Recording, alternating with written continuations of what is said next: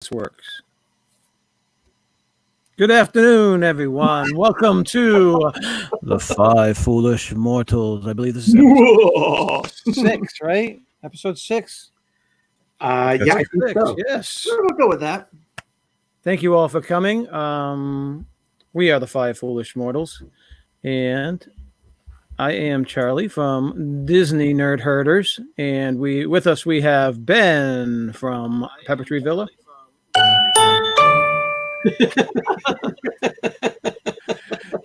Should we do introductions? Let's start with Ben. Introductions. Hi, I'm Ben, one of 3 people that run Pepper Tree Villa. Arnie, my brother, and Doug, and I have been running this channel for a little over a year. We've been in existence for about 4 years, but only seriously concentrating on content for Pepper Tree Villa for just over a year. I do a weekly vlog posts on Thursday mornings at 10 a.m. Eastern, 7 a.m. Pacific. Every Thursday morning, it's Life with Ben. And I take a slice of my very boring existence and share it with all of you. That's not boring. Stop it. And you make a mean lasagna, right? You know what? I actually did. I was very pleased with the way it turned out. It did not disappoint. Super, super cheesy. Much like Derek's grin.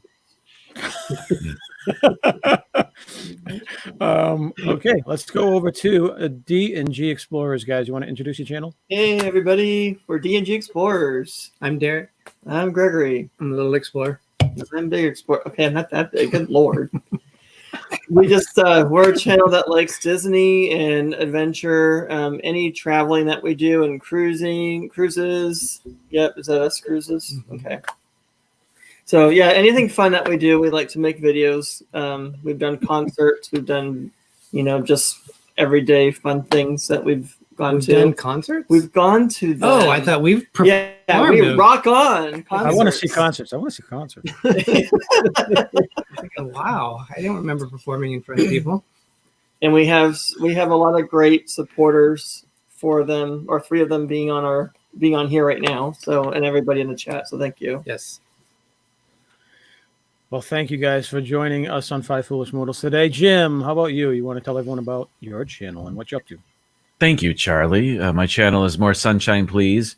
I am a concert pianist, and my channel is all about my concert pianing. Is that even a word, piano? It's not, no. And I'm not a concert pianist, but how cool would that be? It would be very cool. It would be very cool. You have the hair for it, usually. Are you saying you have a pompadour haircut? I haven't had a haircut since March. Wow. Me neither. Yeah, right. We all got haircuts kind of recently. So hopefully, people get to do that. Well, thank you all for being, and thank you everybody for joining us in the chat. Should we go down the chats, guys? Let's go down the chats. Well, first here, Pepper Tree Villa. Thank you. Hey, howdy, hey. Thanks, Pepper Tree Villa. Pepper Tree Villa. Thank you. Rachel loves Disney. Wanda, Chiquita, Bonita, Byram. Welcome in. Let's see. I'm getting some feedback from someone. Rachel loves Disney. Rob Fuzz. Welcome in, Rob Fuzz. Let's see. Cruising for food. Is that Wanda too? Yeah. Oh, you're on both your channels, Wanda? Wow. Awesome. Thank you. That's Wanda. Too. Dedication. That's right. Thank you, Wanda. Mike Riley, welcome in. Make It Blue, a Disney adventure. Welcome in. Alex Brunner, welcome in. Laura B, welcome in. Let's see. AJC, Magic TV. Amy, welcome in. Five Foolish Mortals, hello. Anybody else that I missed? Chris Swinehart, welcome in.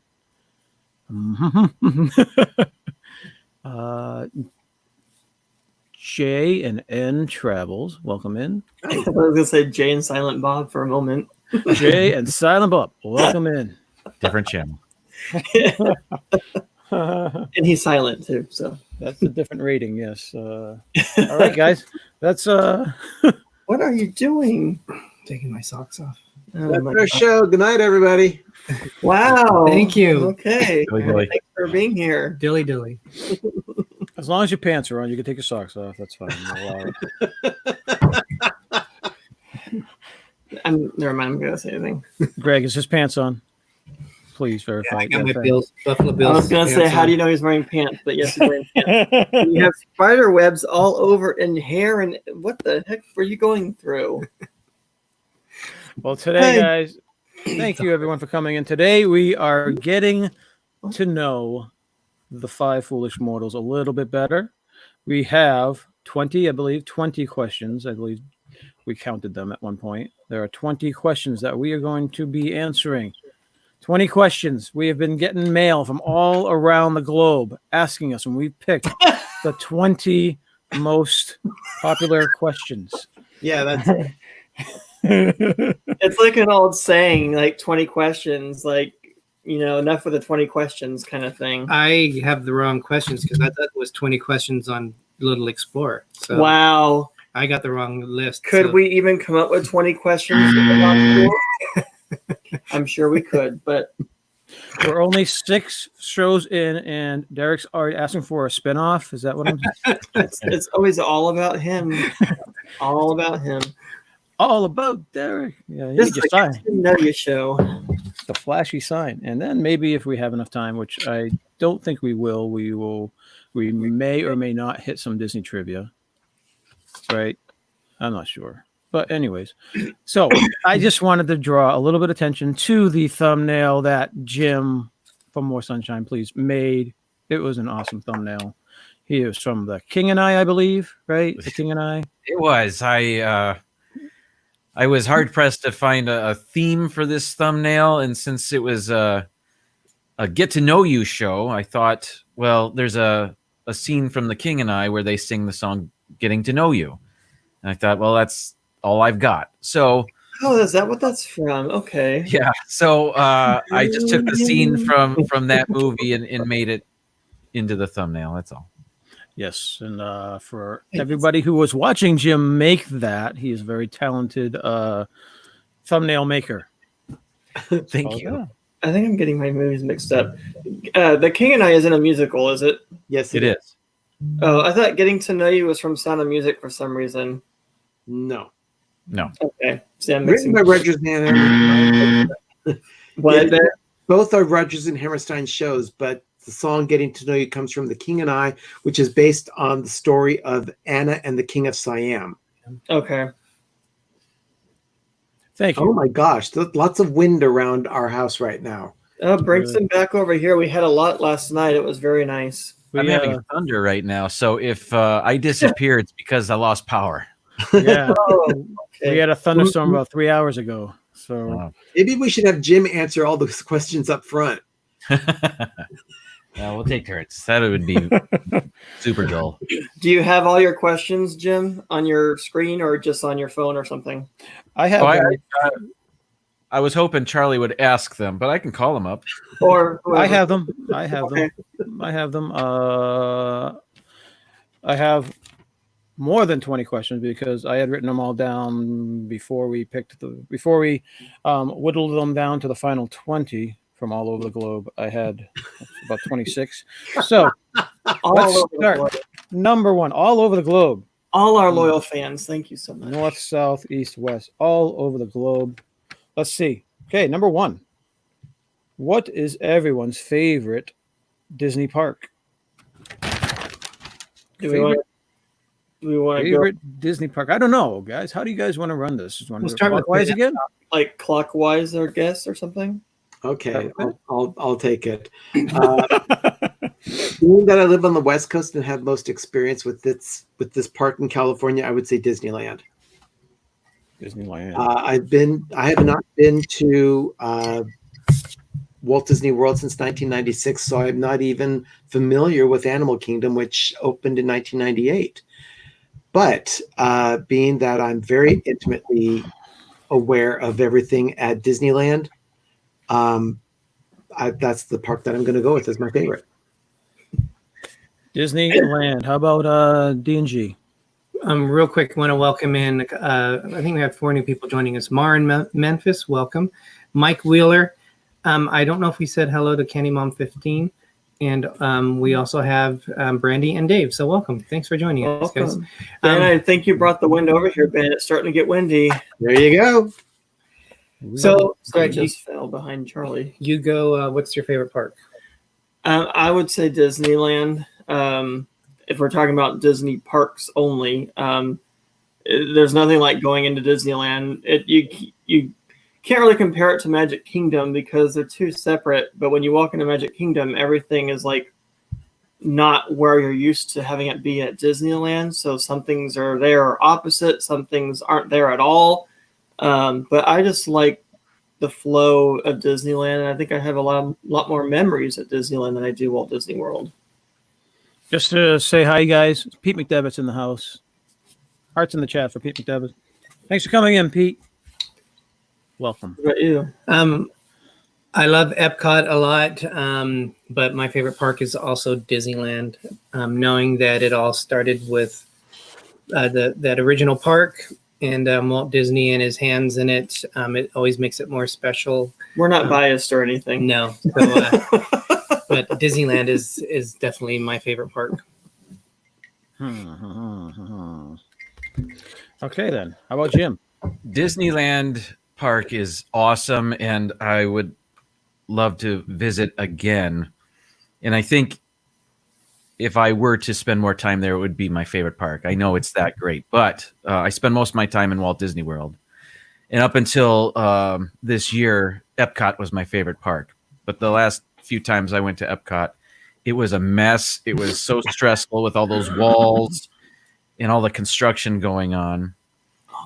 My new favorite park is Hollywood Studios with Galaxy's Edge. And I've always loved Tower of Terror, Mickey and Minnie's Runaway Railway. I got to ride that once, and it was very cool. And it's now a complete park again. So for right now, until Epcot gets its act together, I'm going to say Hollywood Studios. Might be a while for Epcot. Might be a while, yes. That was actually a surprise to me, yeah. I'm going with the Magic Kingdom because I have not been to Disneyland or out west yet, so I cannot give any input on Disneyland.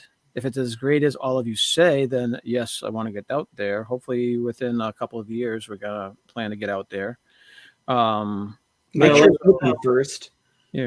I'm sorry? So make sure it's open first. Yeah, no kidding. Let us know when you come here. We will. I would hope it would be open in a couple of years, but you never know. Maybe the giant wasp might tear it down. Who knows? But my favorite as of this moment is Magic Kingdom. Epcot always creeps close, but again, there's a lot of stuff going on with Epcot. I was very, very happy to hear that. I don't know if Disney has verified this though, but the delay in the rehab for Spaceship Earth, so that I'll be able to see it again, hopefully in August. That made me so happy. Oh, they did delay it after all.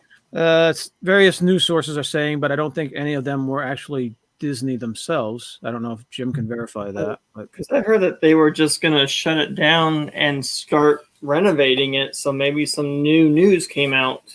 Well, and I figure if there's any park that they might hold back stuff on to not worry about having it out for the 50th, it would be Epcot, because in 2022, they're going to be celebrating their 40th. So they would be able to focus more on pushing it back a year if they wanted to do that. So if there's any delays, I would say that would possibly happen there. Possibly, yeah. The thing is, I guess Spaceship Earth, the rehab or the refurbishment of it is supposed to be a big one, I think. And it's supposed to be at least a couple of years, I thought, if they were to start on time in like May 26th, whenever they were supposed to start. I believe that it wasn't going to be ready until 2022 to begin with. So that's at least a couple of years. So, so I think they were planning something big. giant water slide. Everyone gets off at the top. And they take the water slide down. I would love that. As you scream all the way down, Jim. And Derek would wear a Speedo. And No. I'm sorry. All right. Are we ready for question number 2? Yes. This one comes all the way from Australia. Favorite? What is your favorite Disney ride? Ooh, favorite Disney ride. Me again? Sure, Ben. Let's go with you. I've been very vocal about this on multiple streams in the past. It's a Small World is my favorite ride. And while it may not have an excitement factor like Space Mountain or the Tower of Terror, it is still, in my heart, one of the best classics that Walt actually had his hand on. And it still holds up after 50 plus years that it has been in existence. It's a small world. It is a small world. Some more for some of us than others. Whatever. Very good. Okay. Yeah, very good. Yes. Go ahead, DG. We have a question from Chris. He's asking, does any of us have anything from the 90s Spectral Magic, which was the parade that they had at Magic Kingdom? I'm thinking the only one who might have that would be Rob Fuzz, because he had a lot of retro stuff. So Chris,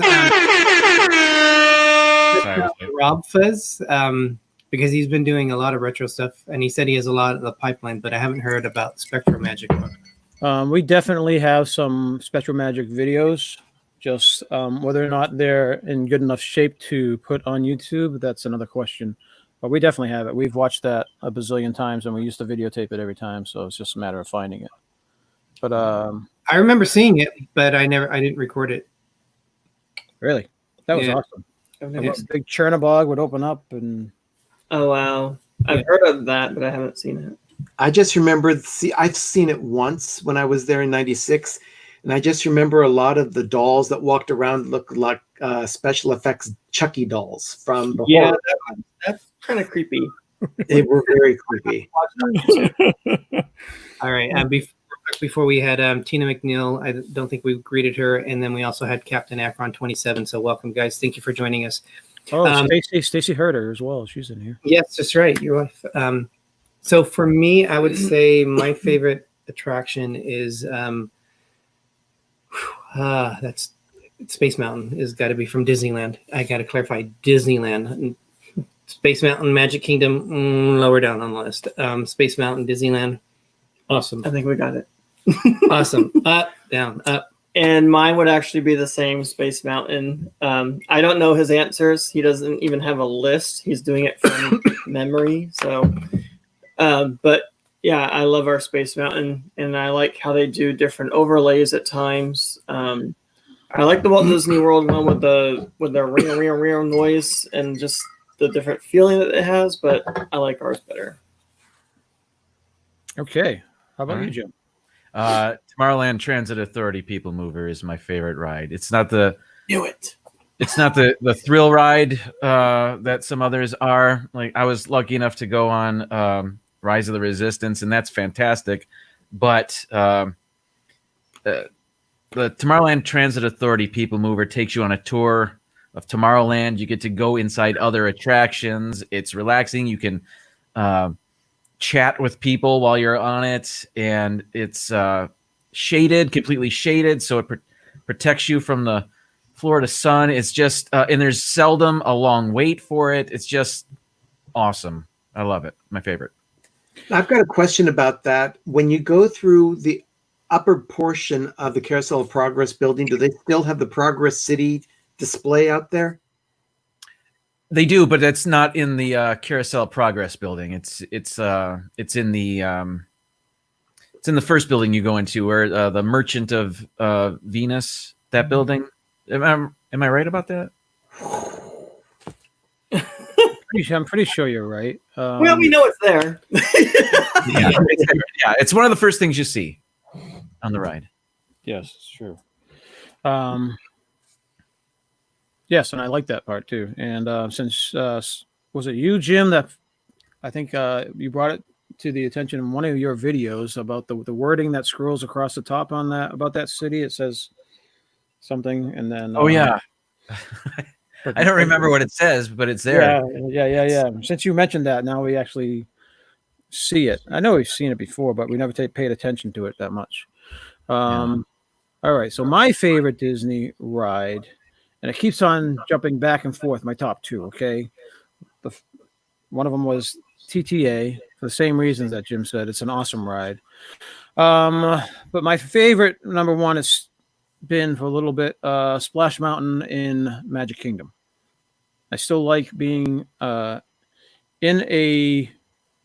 It's a very fun ride. It has a great storyline, has great characters, lots of color, and you follow it along pretty much the storyline of Brer Rabbit. And there's a lot of different characters, a lot of different animatronics in there, and our family has a lot of fun on that ride. Just teasing each other and laughing about certain things on that ride. So that's right now is still my favorite. I have not yet done the Rise of the Resistance yet, so it might change in August if I can get on that ride. But right now it is Splash Mountain. Another thing that's great about Splash Mountain and the People Mover is they're both relatively long. They're nice long rides. Get your money's worth out of them. Yeah, That's and true. then Yes. you get drenched with water at the end. You know all about that, Jim, at Disneyland. He was ready with that one. Because was ready viewers with that. were like, "Am I going to use it? I'm going to use it." All right. So question number 3. This is from Prague. I think I'm reading that right. What is your favorite Disney snack? Ooh. Favorite Disney snack?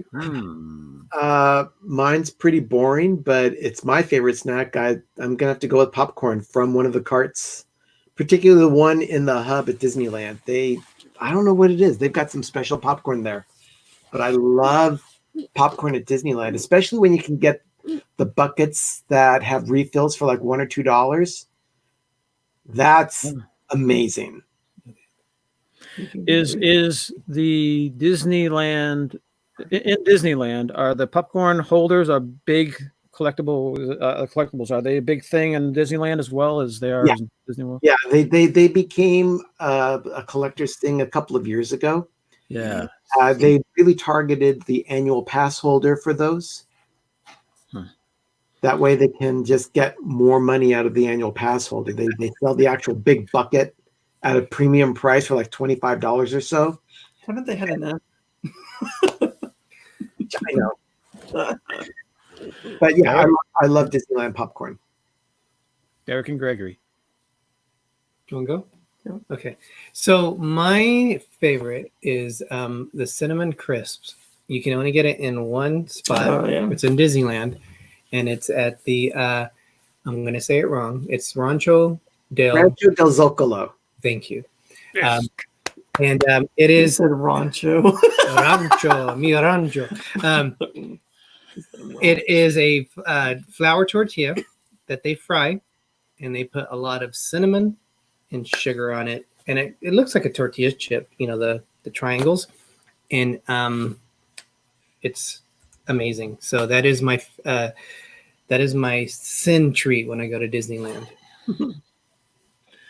I am actually, and it's not boring, but I'm actually going to go with Ben, and I love the popcorn at Disneyland. Every time, my go-to snack before the parade, well, not the parade, but the fireworks show, which I guess I won't be doing for a while because they won't have it for a while, but I would always try to go and get popcorn and then find a special perfect spot to watch the fireworks at. And he's right. There's something about their popcorn that is really good. I mean, it may not be good for you, but it's buttery, salty goodness. So once in a while isn't bad. So the most magical place on Earth has the most magical popcorn on Earth? And I think it's Walt Disney because he loved his popcorn at the parks also. Really?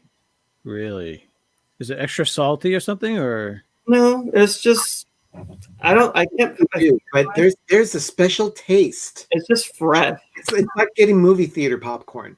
But it's Okay. better than movie theater popcorn, I think. Is it? Okay. All right, Jim. You've tasted both popcorns. What do you think? No, just go ahead. I seldom get the popcorn at the parks. It's been a few years. That's good. My favorite snack's the citrus swirl.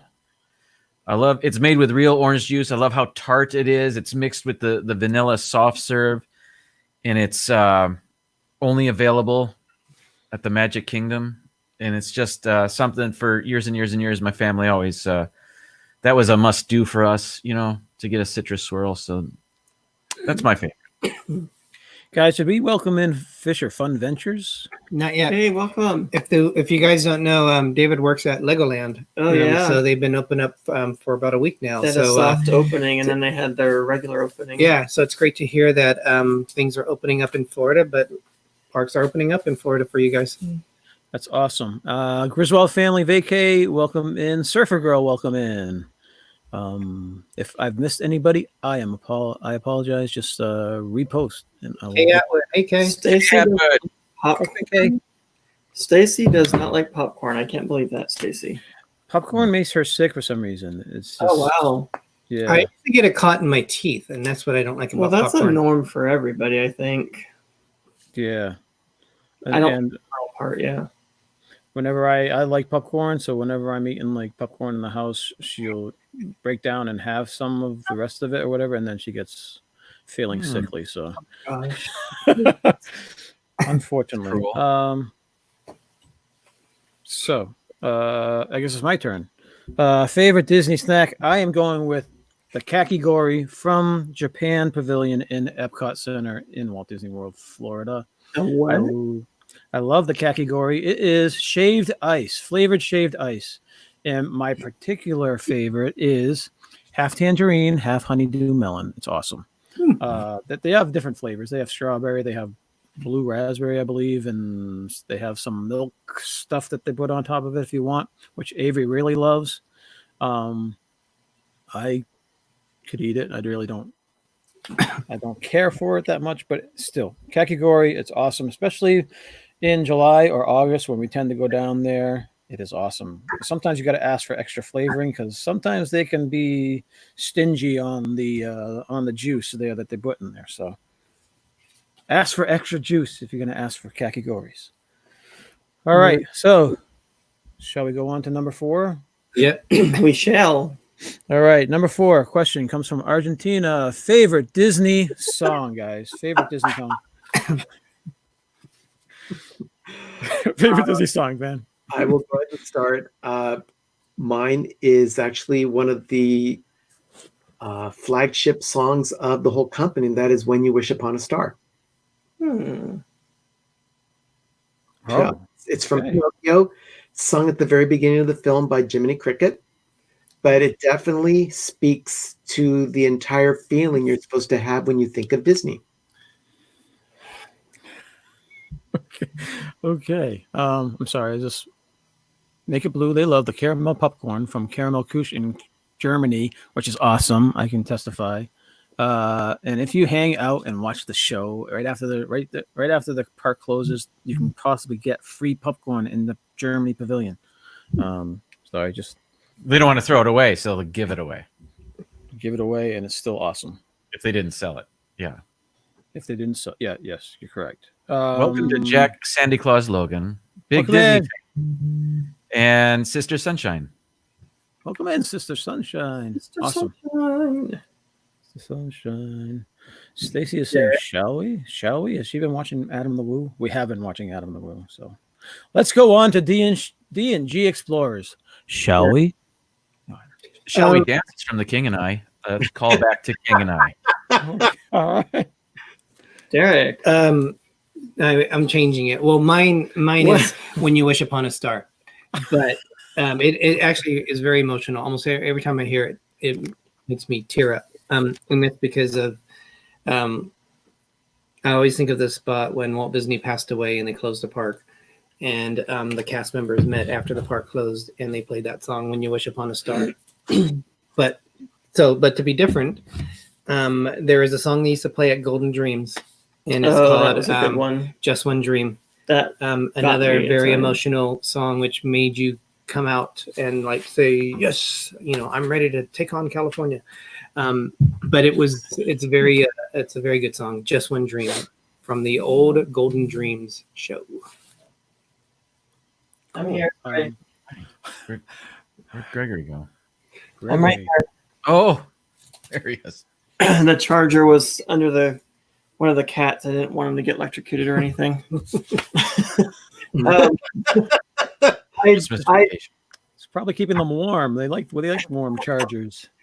I did have I'm going to say 2 songs because I did forget about When You Wish Upon a Star, and that is a staple song, and we have our own kind of ritual, but our own custom that we do every time we go to the park.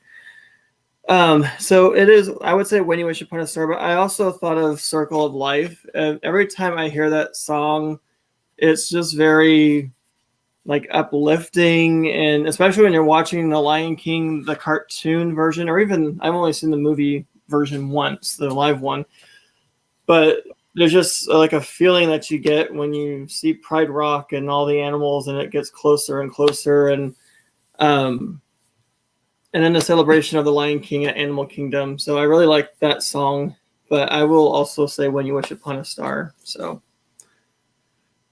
Cool. How about you, Jim? Yes.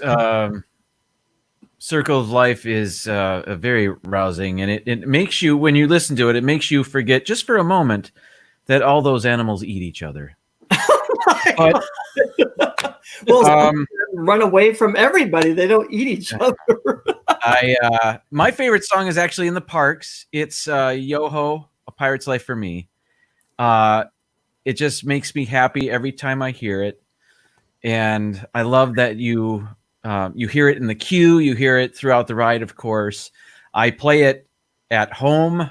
During Halloween, I'll play the soundtrack to The Haunted Mansion. And just because I can, I also throw in Yo-Ho, A Pirate's Life for Me in there somewhere, just so I can hear it again. But, it's just one of those songs that makes me happy when I hear it every time. So that's my favorite song. Good song.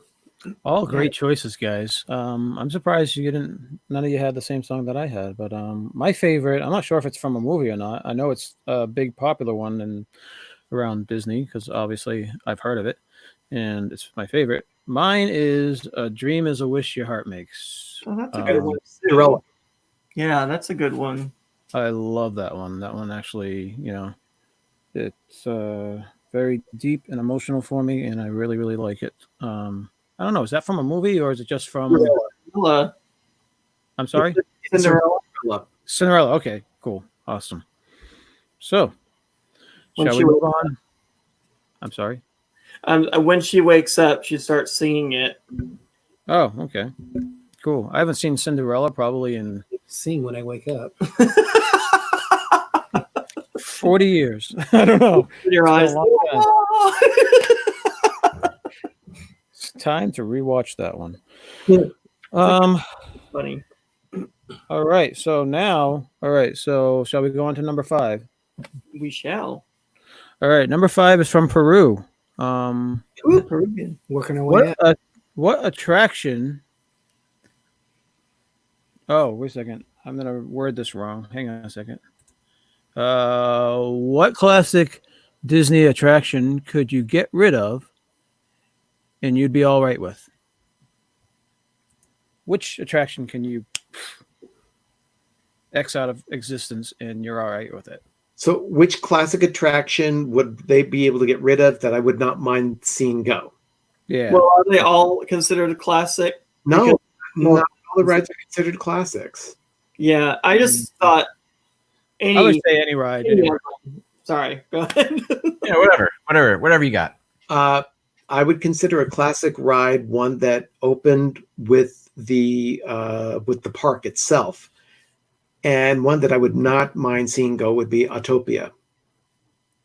It's a huge chunk of property in Tomorrowland and part of Fantasyland, and there's a lot they could do with that property if they just opened it up. But wait, isn't that part of your name on your Twitter handle or something? Yes, it is. Yes, it is. Hey, I picked up on that. Okay. But if you have to pick a ride that I would not mind seeing go, that would be it. All right. Wow, that's cool. They make a change. Derek.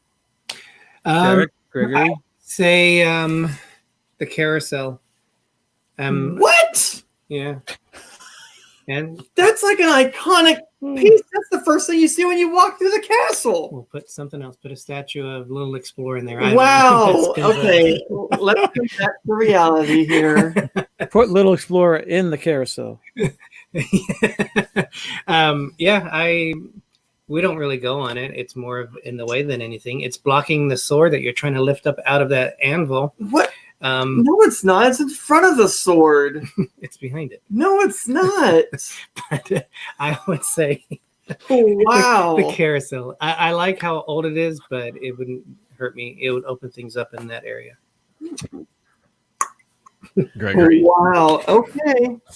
I would agree with Ben with Autopia. I mean, there's a lot they could do with it, and I think the last time I went on it, it actually hurt my ankle because you have to push down so hard on those pedals, and it's not very easy to constantly keep your foot down on those pedals. They need to like loosen them up or something.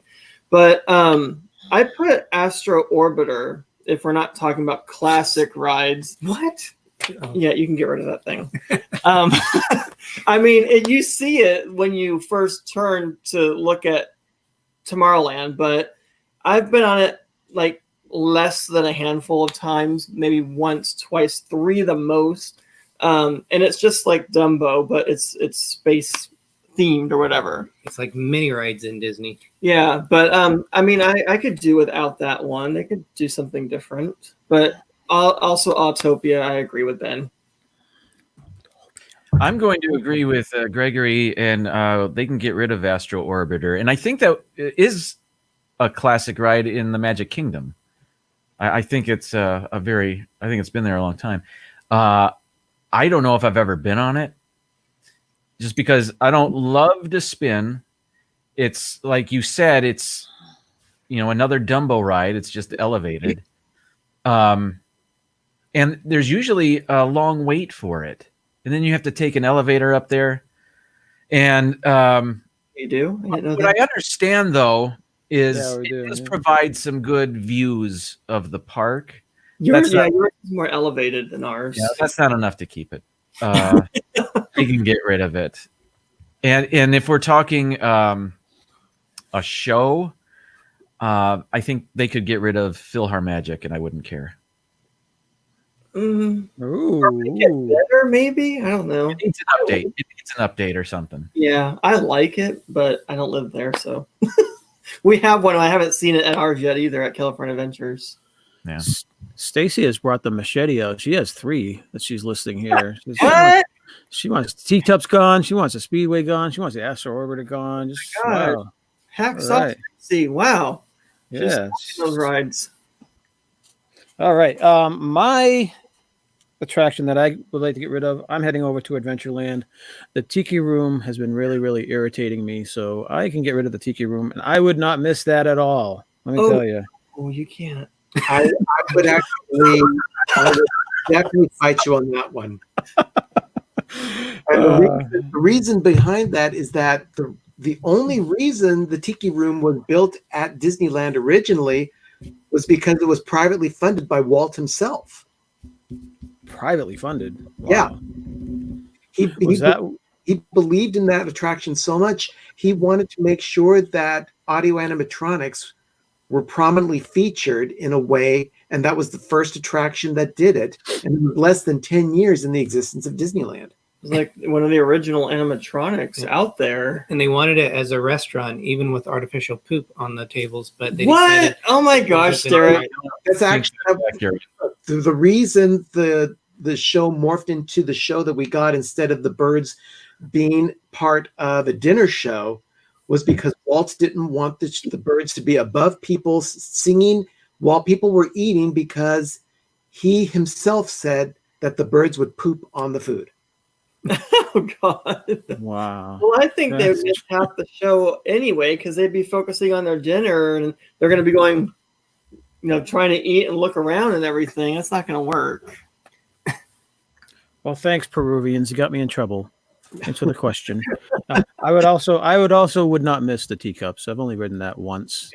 Last year, actually, Jim rode with my son, and we rode. I rode with Sophie, and Jim rode with Avery and Greg. So It was a blast. that was the first time we've ever been on Tiki Room. Teacups, but it doesn't do anything for me. I like our teacups. Do you? Yours are outside, though, right? Shaded and trees. Uncovered. Yes, it's very nice at nighttime too. I don't know about the ones in Walt Disney World, but I just found out today that I don't the remember different them. colors on the teacups represent how fast you can spin them. So like the orange one, I think was the fastest, and then it went like to different colors. So when you can specifically choose one that spins less. I don't never really, knew that. I don't really spin them. I just let it do its own thing. Welcome I to didn't- Jam. Do they have a speed chart for the teacup somewhere? 'Cause- Yeah, why wouldn't they let everybody know about that? Well- I know. Flying off the teacups. Welcome to Tawdry. All right, yeah. So welcome in Lucy MGM. Welcome in Tammy Chaudhry. Laura B. I'm not sure if we said hi to you, but hello. Anybody else we miss? I'm sorry. No.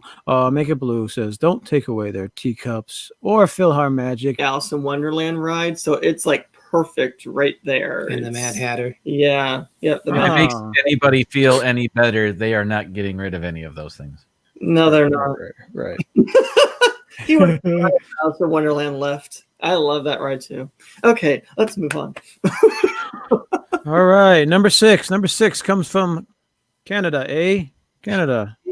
Favorite Disney must-do in the parks. What is your favorite Disney must-do? Well, I took that as attraction as opposed to food or shopping or whatever.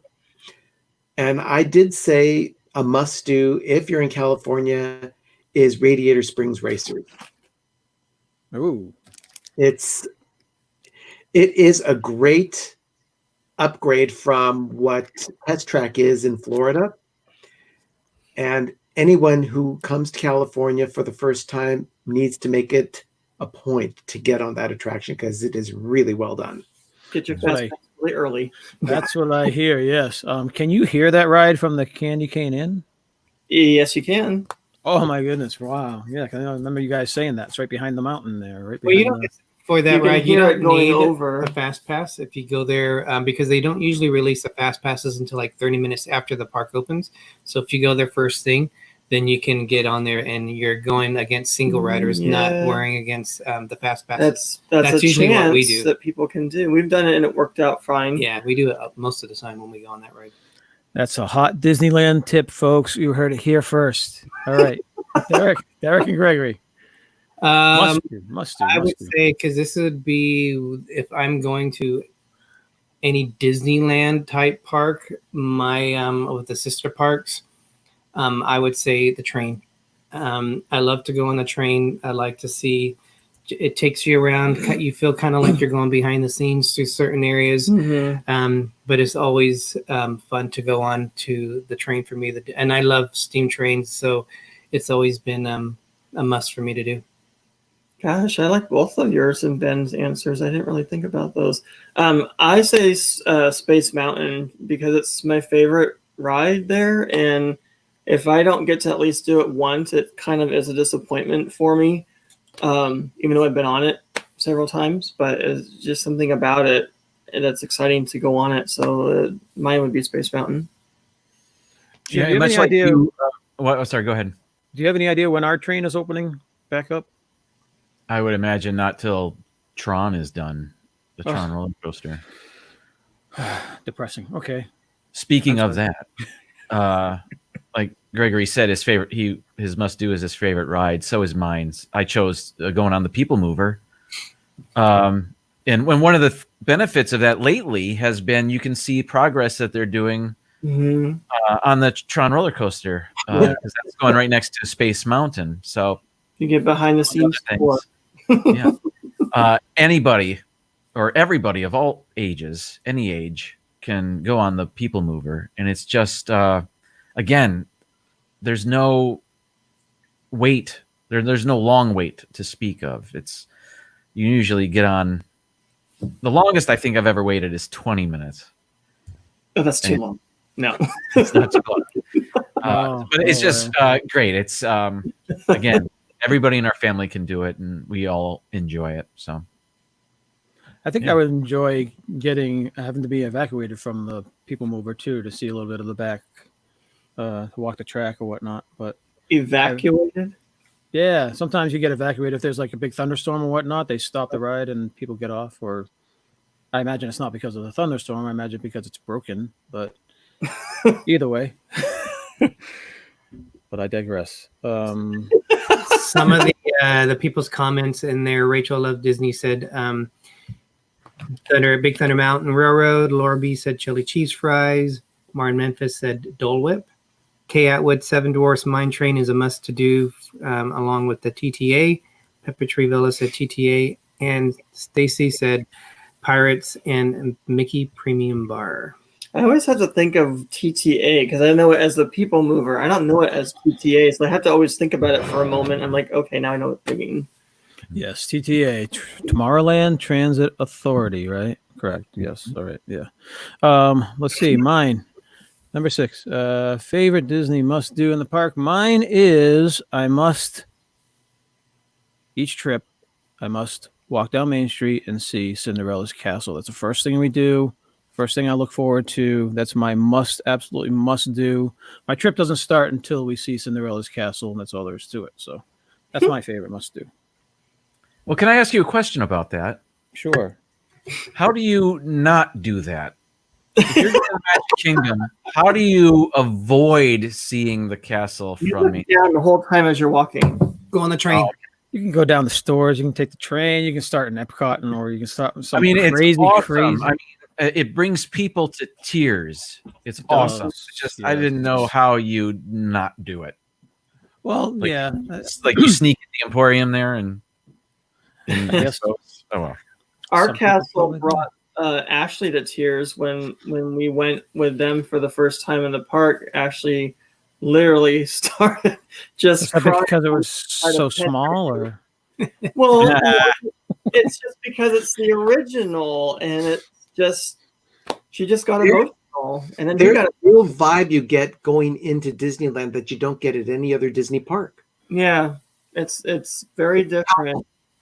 And once one person gets emotional, then everybody starts getting emotional because it all carries over, and you remember what it was like for you to first see it. And It's like a yawn, and then everyone starts laughing. we love to see people's first reactions when we go with them for the first time to the park.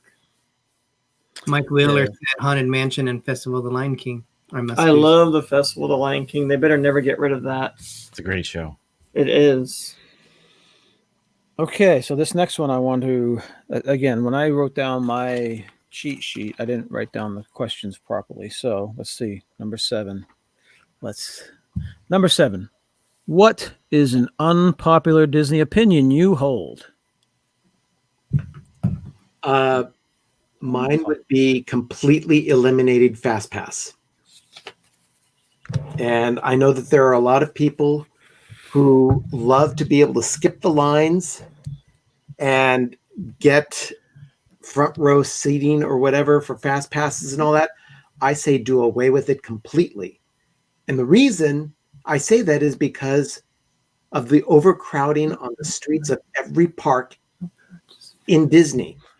Fast passes were designed to try and make the guest experience better, but in a roundabout way, it has made it worse by overcrowding every other place. Because while people are sometimes waiting in line for a ride, you have a lot more of the population, probably as much as 20 to 30% more out there that should be waiting in lines for an attraction than there are.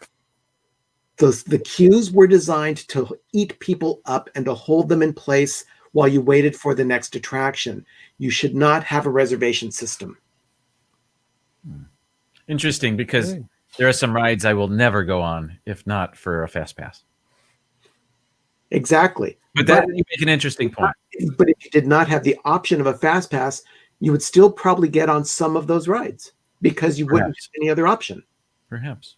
But you've used fast passes yourself, right, Ben? Absolutely. Absolutely. And- You would be crazy not to at least once a day. But if you were to get rid of fast passes, the lines around the park would become much more evenly distributed. You wouldn't have four hours of waiting in line at Radiator Springs because you had to let all the fast pass holders in front of those people who were on the standby line. I see where you're coming from. Interestingly, Walt Disney World is not with the return next month when it reopens. There will be no fast passes. I'll say that. That will be a very interesting way of testing this out, because it'll probably be one of the most efficient ways of doing the social distancing that's necessary in the lines.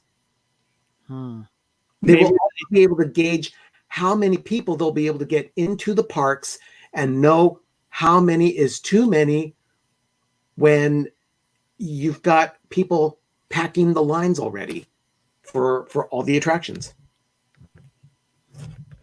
But that's just a hunch on my part. Mm-hmm. Yes. Well, I believe that was a very good point and a very good choice for your unpopular Disney opinion. What is it? So, Eric and Gregory, I think they're thinking. You've got them thinking. Go ahead.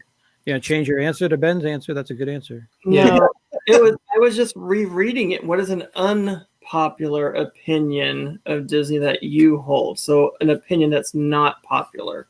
So Yeah. I put It's a Small World is not annoying. The song, the music of It's a Small World, I don't think it's annoying. So that's not very popular because a lot of people think it is annoying. I So that get what you're saying. Okay. Yeah, so that was my answer, if I understood that correctly. Okay. I agree. How you were thinking, huh? Well, now I'm gonna just say what I originally was gonna have, but it's probably not. It's probably a lot of people would agree. I think Disney prices things way too much, like for tickets, and then they invite too many people into the parks at one time. Some people say to raise the park prices and that you eliminate people from wanting to go in, but I think it also if they lower the price, make the food and that a little bit more reasonable, then you're going to have the people coming in and spending money to make up for it. So I just think Disney keeps raising the prices and it's getting too crazy. But I also think that hasn't stopped the crowds from coming. No, also, I don't. It seems to get even more crowded as they raise the prices for some odd reason. Yeah. I think packages might have a say in why it is so overpopulated now. But anyways, Jim, an unpopular opinion. I wrote down 3. I'm just going to share one. I don't like character meet and greets. They're awkward to me. I don't want to pretend I'm having a conversation with Gaston. I don't. I didn't go there. I didn't go there for an improv class. I can't. It's awkward to me to pretend that these aren't, sweaty college kids, playing a role. If whether it's whether you can see their face or they're in a costume, it's just it's nothing that I've ever been comfortable with. You mean it's really not them? Oh my gosh, you dashed all my hopes and dreams. I'm sorry to do that, but the truth had to come out sooner or later. Nobody in my family, my kids, like we even tried it. We went to a character dining experience when they were young, and it didn't take. So nobody in our family cares for the character meet and greets. As I think about it, the only one I would care to do would be maybe BB-8, because I know there's nobody in there. You know, I can get my picture taken, and I don't have to make chit chat with. Like how we did. Yeah, that's just not for me. But I know so many people love it. People use fast passes for it, and I don't understand it. I don't understand that. I think psychologically you kind of forget that there is somebody in a costume, or that it's an actor. I never forget. I can't get it out of my mind. When they break character, that's when you know. But I don't even think about it. I'm so sucked in to the Disney experience. I don't even really think about it unless something snaps and I think of like a bad joke or something. I'm like, okay, there's somebody in there. But really, yeah, I don't know. I agree. It's awkward too. Okay, you've met a lot of people. Mickey Mouse. Welcome, everybody. Noah, and also Rockin' Robin. Oh, yeah. Welcome in, guys. Maybe BB-8 would be more popular if they let him actually give the thumbs up with his blowtorch thumb. Come on, that would be so cool. Don't little get too kids. close. But that's a fire hazard. All right. So, what was my unpopular Disney opinion was I believe that they should have festivals in Epcot during the summertime. I believe some people don't think they should because it's so hot and overcrowded at that point. But that's the only time I can go. So I want festivals in the summertime. Dang it. And it should all be cold, edible things like different ice creams and popsicles and anything cold that's edible. They should have them in each pavilion, I think, from different countries. That would be cool. I would accept any festival because it's so hot there at summertime. So that's right. Let's make it the Festival of Coldness. I don't know. The Frozen Festival, and Olaf could be the mascot. And there you go. That would work so well. And Olaf loves summer. Oh, that's right. I think you got a really good idea there. I like every festival. Yeah, me too. Just there's never any in the summertime. All right. Let's see. The next, number 8. Are we ready to move on? Yep. Ready to move on. Number 8 from Brazil. Let's see. Favorite pavilion in Epcot World Showcase. It's funny, Brazil's not one of the Epcot pavilions. Not yet, anyway. Not yet. So what is your favorite pavilion in Epcot World Showcase? Ben. Considering I have very limited experience with Epcot, I went with Mexico. Mainly because I love Mexican food. The little river ride that I went on before it became the Three Caballeros was cute and fun. Mexico. Next. Awesome. Derek. Are we talking about, does it have to be a country or does it have to be pavilion? It was in the World Showcase world. Okay, pavilion. Yep. So it has to be a country. Yep, the world. I always have to visit United Kingdom because that's where I was born, but I'm a little disappointed with it because there's a whole lot there besides the Crown Pub. I would say my favorite one is that's a tough one. Probably the American Adventure because I like the show, and I know not a lot of people like the show, but I like the show a lot.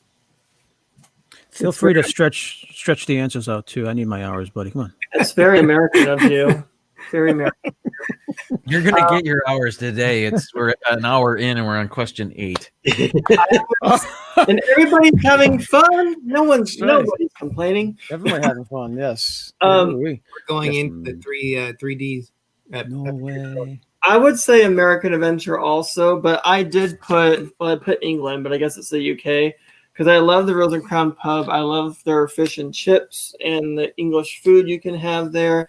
Last time we went, I think we tried stuff that I never had before, which was really good. The Bangers and Mash was really good, and Bubble and Squeak, that was good too. So just trying different new things. So I like England or the UK. That's going to be super. That's going to be awesome once Mary Poppins and stuff starts. Yeah. Mm-hmm. It will. Yeah. I'm sorry. Go ahead.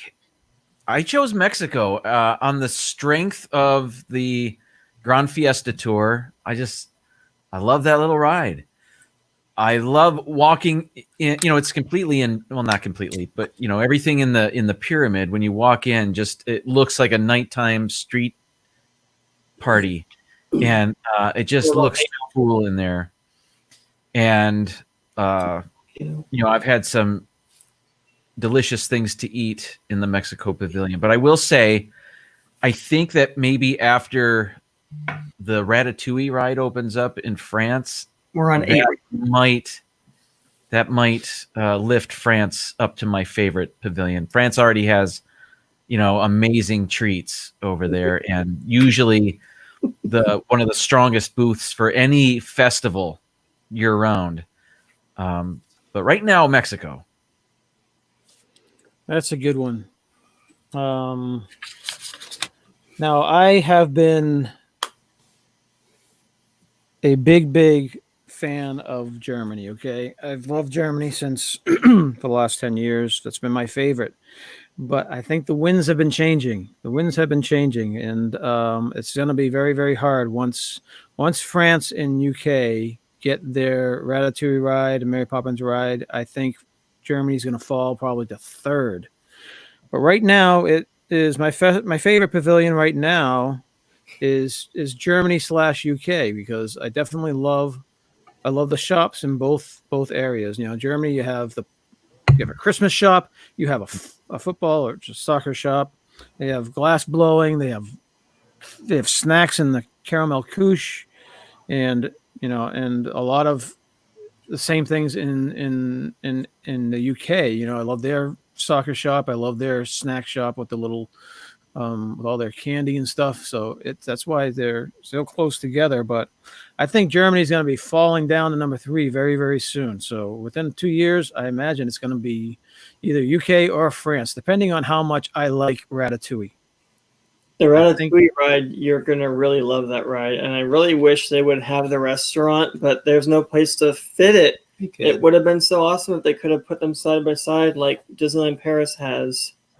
Well, it's going to be like a pastry thing around the back now with the ride, right? I think a pastry shop or something is back there. When they say they're doubling the size of the land, so it would have been nice to. And they're adding, I think, a restaurant. I don't know if it's a bakery, but I thought they were adding a restaurant. They said so. It's a shame that restaurant. They couldn't add to it. So fun. Yeah, you're like the size of a rat. I love the trains in Germany as well. I hope they don't get rid of those. Oh yeah, I remember those. Those are cool. All right. Is that it for number 8? All right, let's move on to number 9. Number 9 is from Morocco. Okay. The Moroccans want to know, what is your favorite non-Disney movie? Ooh, what's your favorite non-Disney movie? I would go with what my favorite movie is of all time, and that is Amadeus. Oh, that's a good one. It won Best Picture in 1984, and it is by far one. I know it's not historically correct in a lot of ways, but the dramatic scene that they have where Salieri is taking dictation from Wolfgang Mozart while he's on his deathbed is brilliant drama. It is just so well written.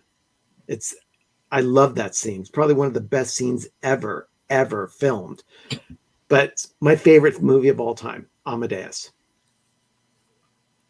Cool. That's a good one. I really like that movie. Me and Stacy used to watch that over and over again.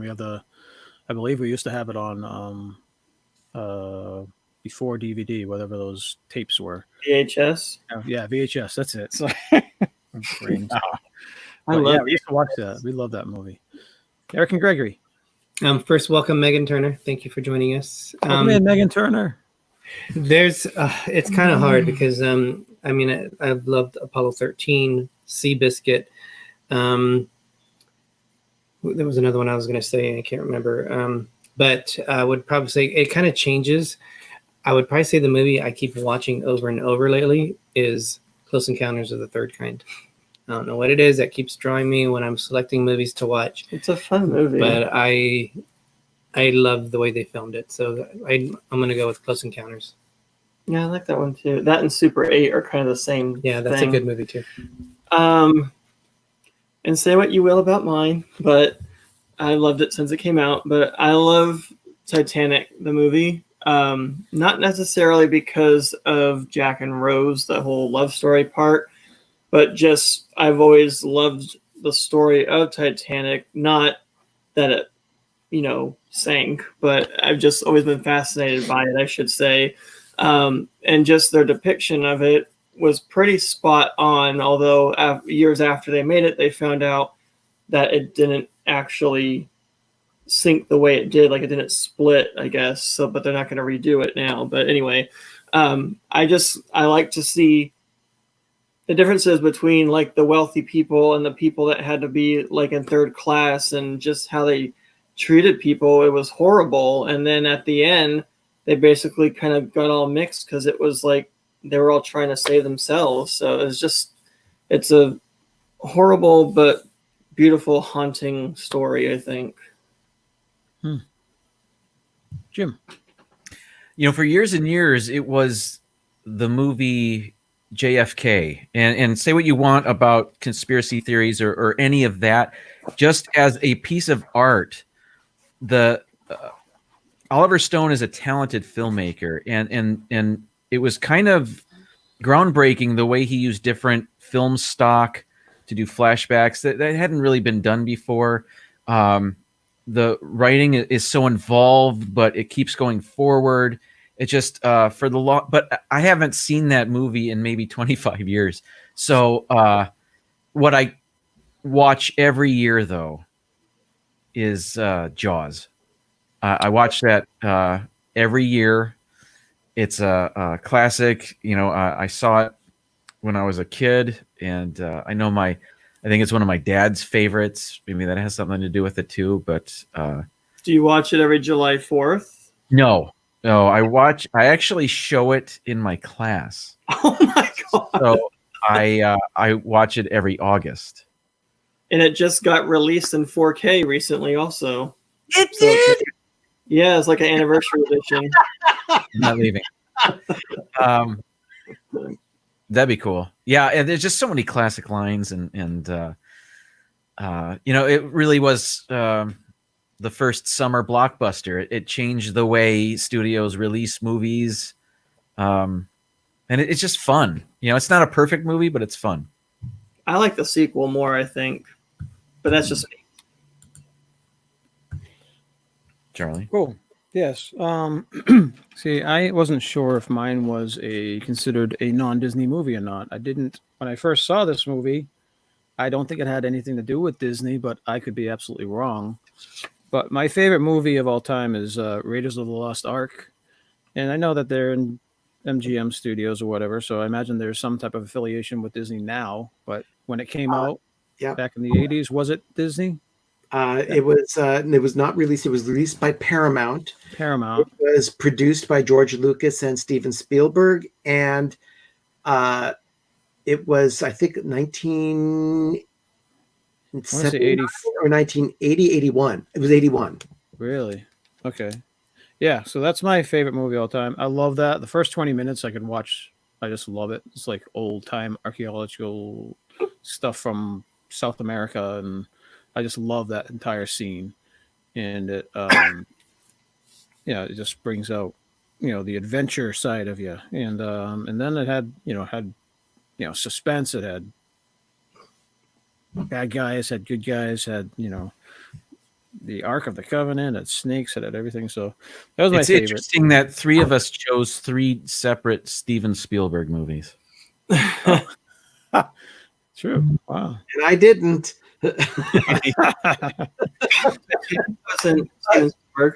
One other thing about Raiders of the Lost Ark is that it can be folded into Disney now because of it being produced by Lucasfilm. Right. It owns Lucasfilm. That's why I wasn't sure if it was considered a Disney movie, but It's anyways. still a Paramount film.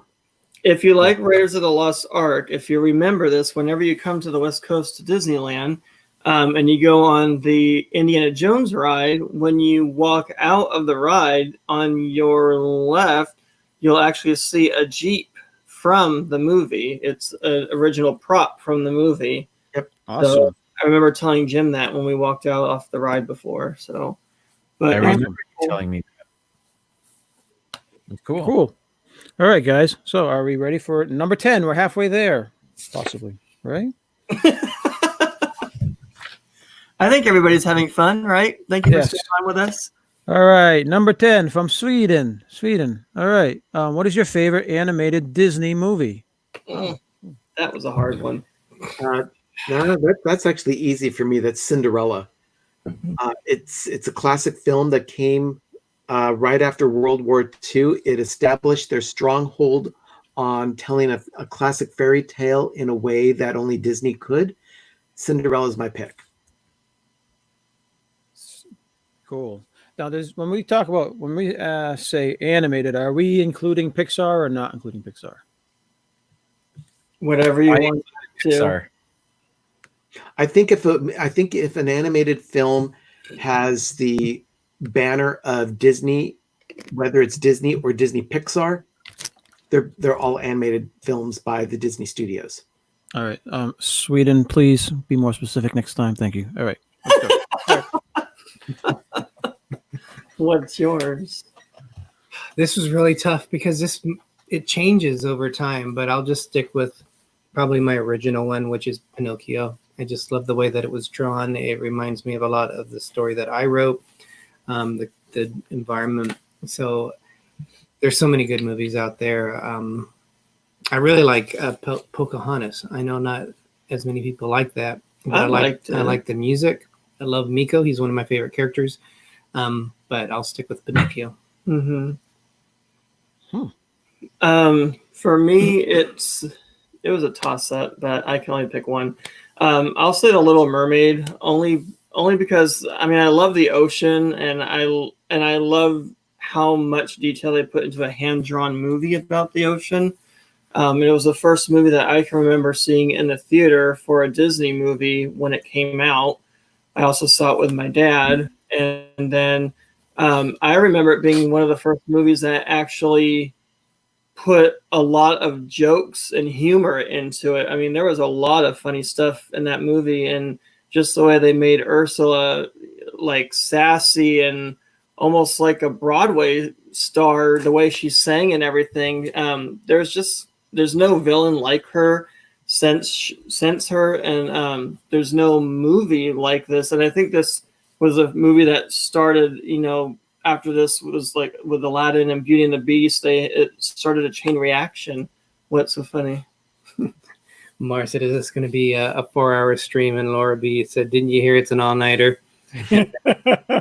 Pepper Tree Villa said, I'm Derek, you embody Miko. Yeah. So yeah, mine's A Little Mermaid. All right, Jim. It's a cool movie. The other day. I chose The Incredibles. That's another one I watch every year.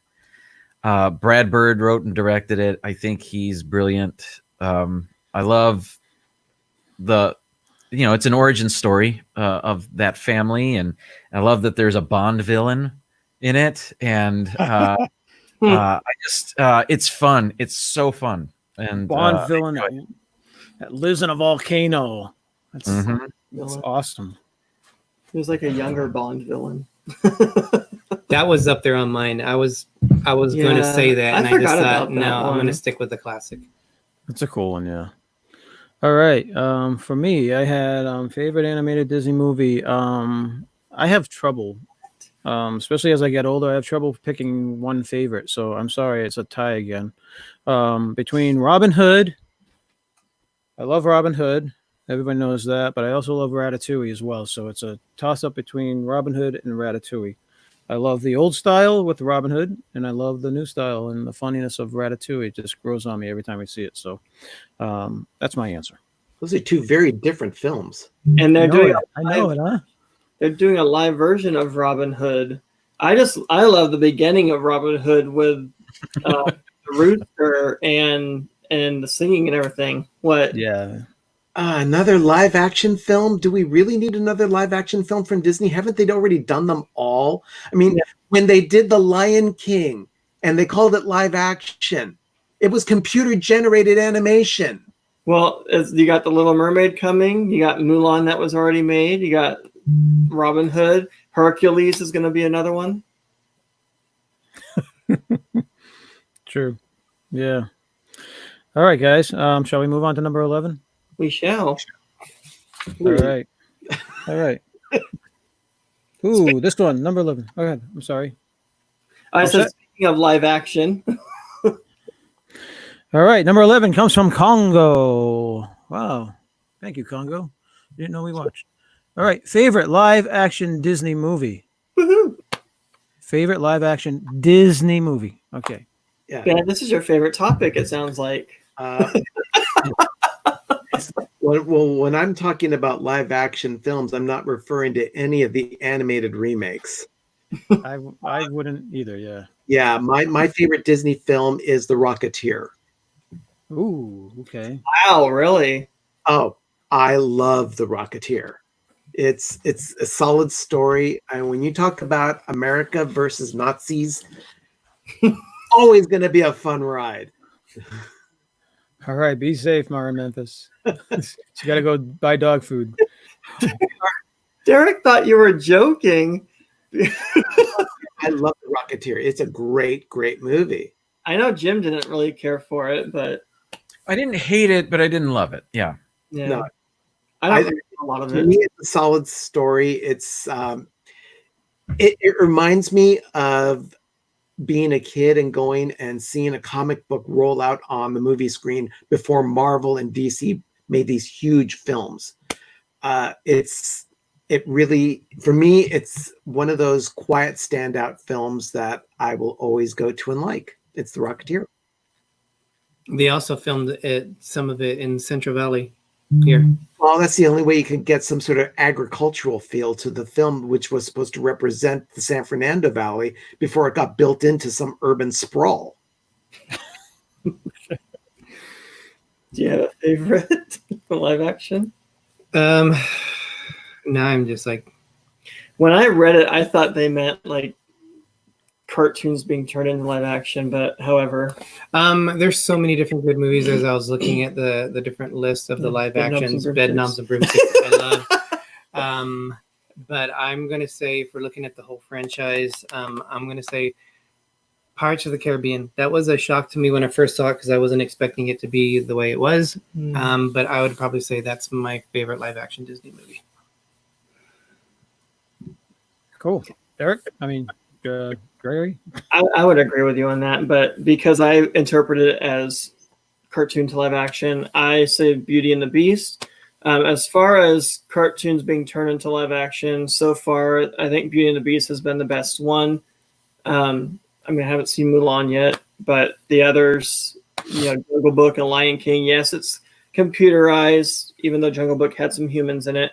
But I still think they really stuck with a lot of the original feels and storylines of Beauty and the Beast, and they actually put in stuff in this movie that they decided not to put in the cartoon, so they used it in the movie, which I also think kind of makes it almost a brand new movie in a way. So I really liked Beauty and the Beast live action. I didn't mind that one, actually. Jim? Pirates was up there on my lists, and if Derek didn't mention it, I may have. But so I'll go with my other one, just for the sake of diversity. I'll say Tomorrowland, which came out a few years ago. That's another Brad Bird movie. I just think it was super inventive. Tomorrowland is a great film. It's Really? the visuals are stunning, and it's just a fun ride. It's a fun movie, and what I really like about it is the score. Also, I love the music in that movie too. So, even George Clooney doesn't ruin it? not at all. I'm not a George Great. Clooney fan, and I But you actually liked him in enjoyed this. him in that. I think it's very disappointing. It didn't do as well in the box office as I think it should have performed a lot better. It I was think actually Yeah, pretty- we haven't seen it. Is it on Disney Plus? Disney Plus? No, it actually won't be on Disney Plus until September of 2021 or something like that. It's going to be a very late addition to Disney Plus. That's Um, ridiculous. Yeah, is it on Uh, other what places I- like Netflix or something? I don't know where you can see it. I own it. You But, can rent it oh. on Amazon Prime. Probably, okay. no doubt. But I want Disney to add a laser coming from the top of the Eiffel Tower inside of It's a Small World attraction. Just randomly, like, just quickly beaming down to the boats like it does in the movie. I think that would be so cool. The whole thing falls. Okay. Well, I'm going to try to watch that then. It is a very good one. I like Cool. it. All right. My favorite live action Disney movie, I hope this counts, is Mary Poppins. Old school. I know there's some animation in there or whatever, but I love the music. So many awesome songs in that movie, and I love the way that I love the characters, I love the actors, I love everything about that movie. So that's mine. Mary Poppins. All right, guys, you guys ready to move on to number 12? Number 12. Number Ready. 12. Is everybody All right. awake in the chat still? You need Everybody to- awake? We gotta go. Jim, maybe we can use some sound effects and wake some people up. Do we have an alarm clock? No? I don't have. No, I don't. Let's No. see. That's all I've got. All right. Number 12. Number 12 comes from Chile. Chile. All right. The Chileans want to know what's your favorite animated Disney character? Ooh, favorite animated Disney character. Ben. Stitch. Stitch. Enough said. I love No. Stitch. Stitch. Some of you may know him as Experiment 626, right? Derek. I think everyone knows my favorite characters. Mhm. Scrooge McDuck. Scrooge McDuck. Tigger is my favorite, and then Stitch does come in second for me. Wow. Yeah, I was going to say Orange Bird, but I think technically he's not animated. I've never seen him move. So I'll go with the genie. Oh, that's a good one. Genie.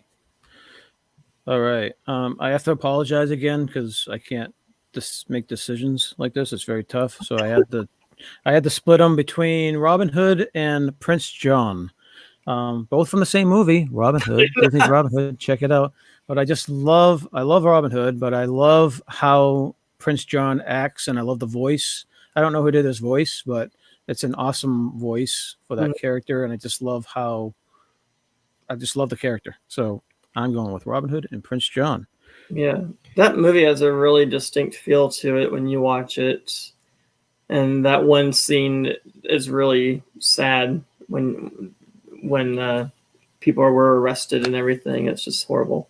Yes, that I love the music. I love the score in that movie. There's so many good. It's very old school. It's not like I don't know. It doesn't feel like an upscale production music, but it's definitely Very classic feel. yeah, an old classic feel. All right, shall we move on to number 13?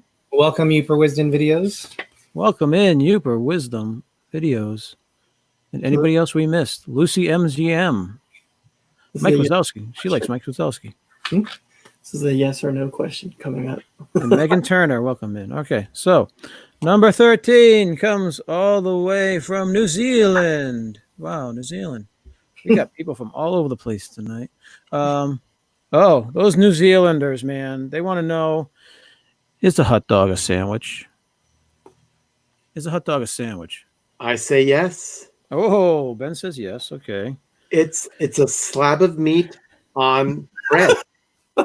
Slab of meat on It's bread. generous calling a hot dog a slab of meat. You're elevating the status of a Okay. Hot dog. It's a Congealed, what? Sorry. congealed meat parts Yes, there we go. That's better. God only knows what's in it. on bread. I would have said no, but then I looked up and it says, given the definition of a sandwich is 2 or more slices of bread or a split roll having a filling in between. So that would make a hot dog a sandwich. Without even looking that up, I've said yes. So I would say it is a sandwich. I say yes too. Arnie is quick to point that a sandwich is not a hot dog. Huh? Well, It's meat. sure. Whatever kind of meat it is, it's supposed Oh, to be so all beef. But That's one of those things where all hot dogs are sandwiches, but not all sandwiches are hot dogs. That's right. That's correct. Oh, you guys hearing? And this I will stuff first? agree. I will agree that a hot dog is a sandwich, indeed. just like a hamburger is a sandwich. Yes. Mhm. Yeah. Yes, it is. See, I had it more like I said, maybe a finger sandwich because you have the little finger sandwiches where you have the meat on top, or a small grinder because you have sausage and stuff that's called a sausage grinder or sausage sub, whatever. And the So pizza's hot dogs kind of very similar to a sausage. So Stacy says no in capitals. she said no. We just had hot dogs for lunch. So It is a tube steak, basically, That's but what Uper Wisdom says. Tube steak sandwich. it has like a skin around it. I don't even. It's like how sausage has like a skin thing around. I don't know. It's weird how they make them. all right, guys. So I think the consensus here is yes. Yeah. Yes, a hot dog is a sandwich. Thank you, Jim. All right. Number 14. Number 14, guys. All right, so let me get the thing. All right. So this one actually comes from Paris. Okay, so they want to know what was the last movie you saw in a theater and how was it? I had to think about this one because it seems like forever. I actually went on to boxofficemojo.com to try and figure out what movie was listed that I did go see last time. And I think the last film I saw was Maleficent, Mistress of Evil. And that wasn't my movie that I picked to go to. It was a friend of mine who wanted to go to a movie. But I enjoyed the ride. It was enjoyable. I mean, it was all right. But movies went from making 90 million in a North American box office count in mid-March down to $3,000 for the entire industry in 2 weeks due to the COVID-19 outbreak and shutdown of the country. That's incredibly sad. Mm-hmm. It'll come back slowly. Yep. But But Maleficent, Mistress of Evil was my last film that I saw in the theater. The last, and I forgot about this because I was thinking of it being in an actual movie theater. Well, it was. But we saw this on a movie theater on the Disney Fantasy, the ship, and it was The Rise of Skywalker. So that would be technically the last one, and that was in February. And to me, that's my favorite trilogy of all the Star Wars movies. Anything with BB-8 in it, thumbs up. And have you seen that yet, Ben? Oh my gosh, you gotta watch those. I've been too busy editing videos to have to sit down and watch videos. It takes up a lot of time. Yeah, mine. I saw a couple after the trip, and I think the last one I saw was The Invisible Man, and I was kind of floored with this movie. If you have not seen this movie, I highly recommend it. You can rent it or buy it right now. It wasn't a theater when the pandemic hit, but it had at least 3 twists and turns to it. And the very ending, I had to think about it for a moment. I was like, what just happened? And then everything clicked and I was like, oh my gosh, okay, now this makes sense. but it was very good, and it was kind of creepy at times, because she would be looking at an empty chair, and your mind starts to wonder: is he sitting there? You put yourself in her shoes, and it's almost like you're her wondering, is he there? Is he watching me? It was really a psychological type of a movie, but I really liked it. I would highly recommend seeing it if you haven't seen it yet. Wow. Cool. I had to think about this one also because I don't remember exactly, but I Same here. think the last movie I saw in a theater is Jojo Rabbit, and I liked it. I thought that was an awesome movie, and it did win an Academy Award for adapted screenplay. It's funny, it's poignant, it was a great movie. I'd recommend that one too. And you almost cried at it, you I said. did almost cry at the very end. I've never cried at a movie, and if my wife had asked me to, if she asked how'd you like it, I couldn't answer it because I would have cried, and I can't. If you've seen it I can't even tell you why I would have cried. That must be a good movie. I can't even Moved in a way you didn't realize. And I did, and I watched it maybe 2 weeks ago again here at home, and did not have the same emotional reaction to it. I mean, it was still I had a lump in my throat, but it wasn't quite the same. But at the theater, yeah, I was on the brink, which is bizarre, but it's a fantastic movie. Yeah, we liked it too. From your recommendation, we actually all watched it. Me and Stacy and the kids actually watched it, and we got a kick out of it. It was a good movie. Yeah, but having seen it, you have no idea why I would be on the brink of tears at the end, do you? We had no idea. Sorry. Yeah, and I don't either. My wife, who cries at many, many movies, did not have the same reaction. That's right. Yeah, but we did not see that in the theater, so I couldn't claim that one as the last one. I wasn't sure which one. Yeah, I had a hard time remembering which ones I saw last. The last movie I saw in the movie theater. I think it was a toss-up between Downton Abbey or Rise of Skywalker. I'm not sure which one came last. So both of them are really good. We're big Downton Abbey fans and we're Star Wars fans. I don't think Derek, I knew that you were a Downton Abbey fan. Yeah, we have all the DVDs, and we have the DVD for the movie as well. Rise of Skywalker, I had mixed emotions about. I don't think I enjoyed it as much as other people did. I just found myself making snide comments throughout the whole movie. So I have a feeling I didn't like it as much as other people. I didn't hate it, but it wasn't my favorite, that's for sure.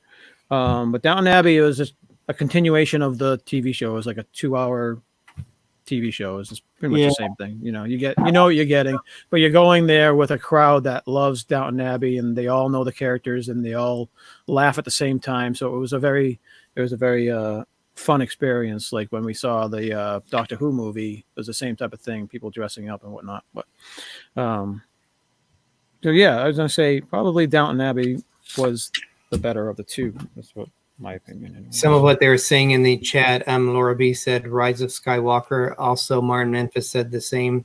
Rachel Love Disney said Maleficent and Toy Story 4. Megan Turner said Doctor Strange. So that was a little bit ago. Jamie B is interested in The Invisible Man. I highly recommend seeing it. It's not a horror movie. I don't consider it a horror movie. Or the Orlando guy is here, Richard. Oh my God! Wow. Okay. Come on, we're almost halfway there. Come on, guys. We are almost done.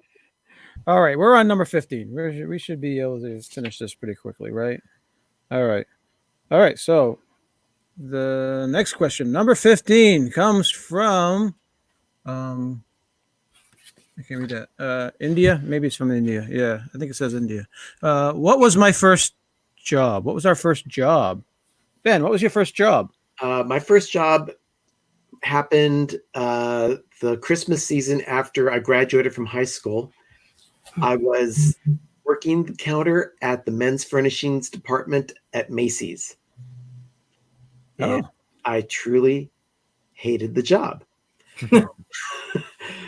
Trying to get people to buy a certain belt or a wallet or a tie or socks during the Christmas season is truly a horrifying experience. And what really capped off my entire experience was that when I went to go get paid on Christmas Eve, they had an actual pink slip stapled to my final check. Lovely. That's awesome. When they say you're getting a pink slip, they mean it. Yeah. At Macy's. Huh. That's funny. Well, you didn't like the job anyway. Now you're in a better situation. So Yes, I have a My first Eric. job was also when I got out of high school. It was a summer when I got out, and I worked at a place called Simonian Farms. It was a fruit stand, but they did a lot of things. He collected a lot of stuff like train stuff and just historical stuff. It was pretty cool to walk around there and see all the different farming equipment that they used back in the day.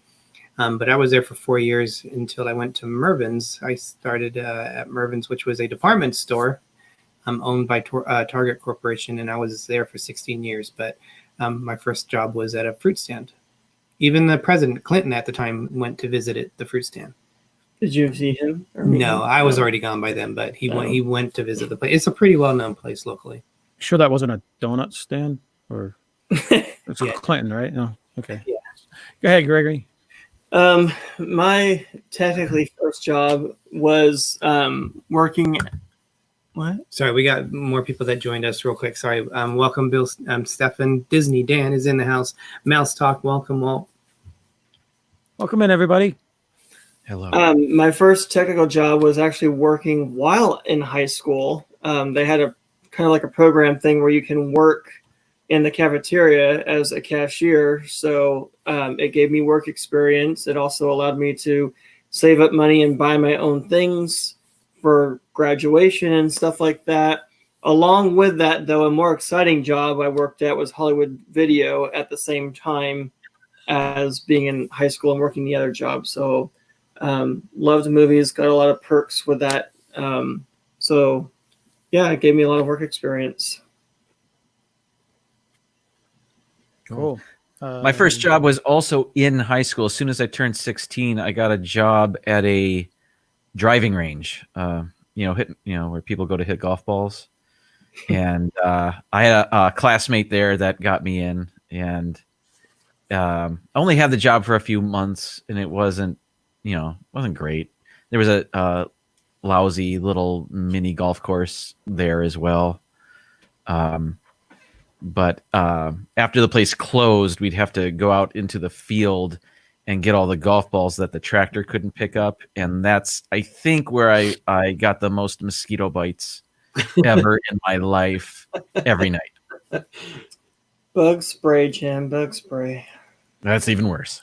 Cool. All right. Welcome in, Disney Dan. Since Disney Dan's here, my answer is brought to you by Spaceship Earth. If you can read this. Thank the Phoenicians. All right. That's for Dan. Yeah. My first job was actually as a kennel cleaner. It was a part-time job, and it kind of stunk, but No pun intended, right? thanks for picking up on that. Yeah, cleaning up after dogs in a kennel is not the best job, but yeah, that was my first job. Sure. I used to ride my bike about 1.5 miles down the road to the kennel on Sunday mornings, and we would clean the kennels and then ride my bike back home. Fun stuff. Very fun stuff. All right, are we done with our first jobs? We are. Absolutely. Yes. All right. In more ways than one.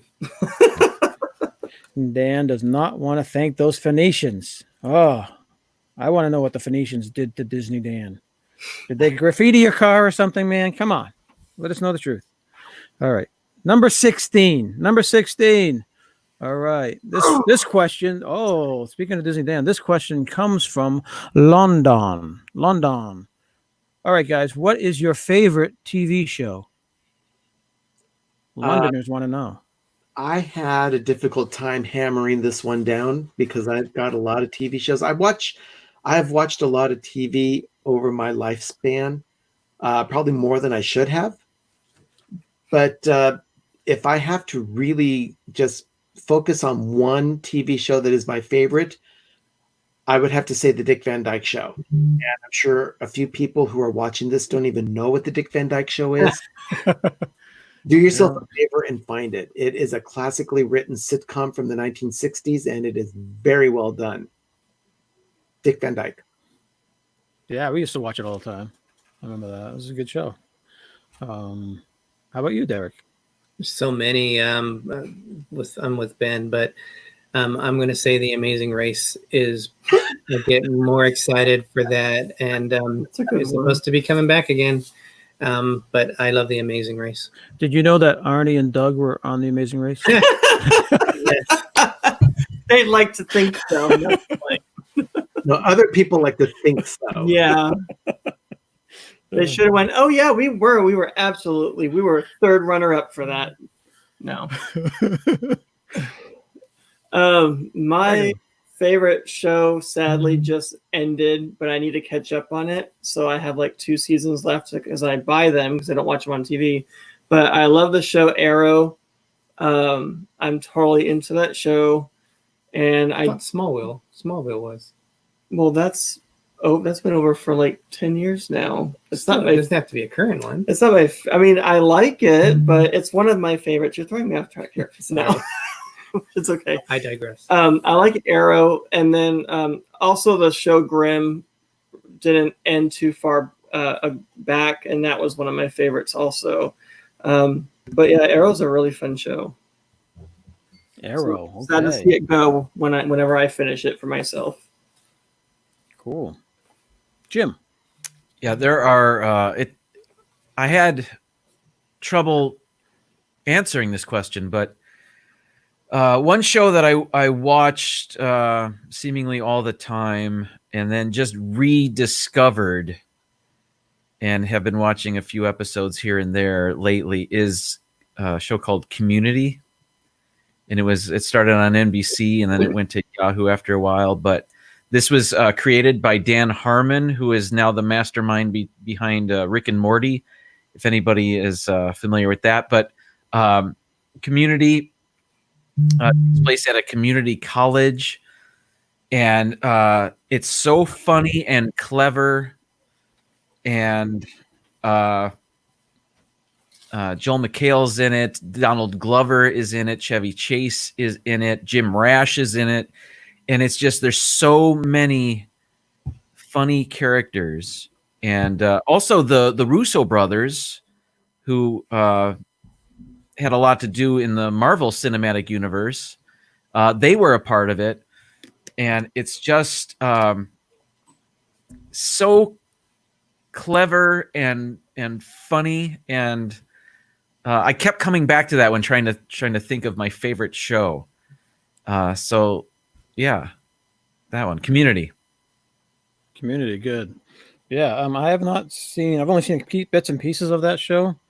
I've been thinking about starting to binge watch that one and Parks and Recreation for some reason. I want to try to see what that was about too. Let's see. My favorite TV show. It was tough because I was thinking that's currently on the air now. That's what I was thinking. In which case, my favorite TV show is probably Survivor. I've been watching that since the first year. I just wanted to touch base on what Mouse Talk says. He says, "Good luck, travel safe, go." And he said they love The Amazing Race. Him and his son almost applied for it. Well, Walt, I applied for it twice. Once with my older brother, once with my younger brother, and no calls from me. So I was boring, I guess. So they didn't want me. I am definitely not Arnie or Doug, so they didn't want me. Anyways, so yeah, I'm gonna go with Survivor. There's so many great shows from the past, like Happy Days and too many. I also like Kay said, I am also a big fan of the old Battlestar Galactica. So I used to love those. I used to watch those all the time. That's a good one. Battlestar Galactica and Buck Rogers. They used to be back to back on Saturday nights, so I used to watch those all the time. Yeah, there's a lot of good movies or shows that people are putting in there. Throwback ones. The Greatest American Hero. That's a that's awesome. That's Wonder Woman and Hulk. Wow. And then I'm very choosy of shows that I watch because I don't have a lot of time to watch shows. the Orlando guy said Joni and loves Chachi just for the 10-minute song that they played at the beginning. okay. Oh, Lost me after like 5 or 6 seasons. It started getting too confusing. So, Three's Company was good too. All right, guys. So, are we ready to move on? Yes. We are almost there. Did Number we 7, guys? Hello. Did we freeze up? Are we still moving? Yeah, we're all frozen. We can hear you, but your camera is frozen. You're frozen. The only too. ones that are We're all frozen. Are we? I think it's just Derek and Gregory that are frozen. Derek and Gregory that are. There we go. You guys are good, right? Yeah. I was gonna say, you guys are moving. we should get through this list a lot quicker now. Hang on, let's let them back in.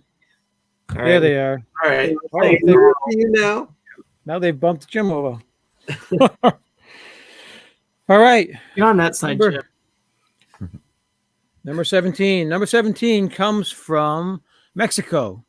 The last show that you have binge watched. I believe that's the question. Let me see. 17. That's What is right. the last show you've binge watched? That's easy. I'm actually in the middle of it right now. It's a show I bought on iTunes for myself a couple of weeks ago, and I just started it today. Silicon Valley. Really?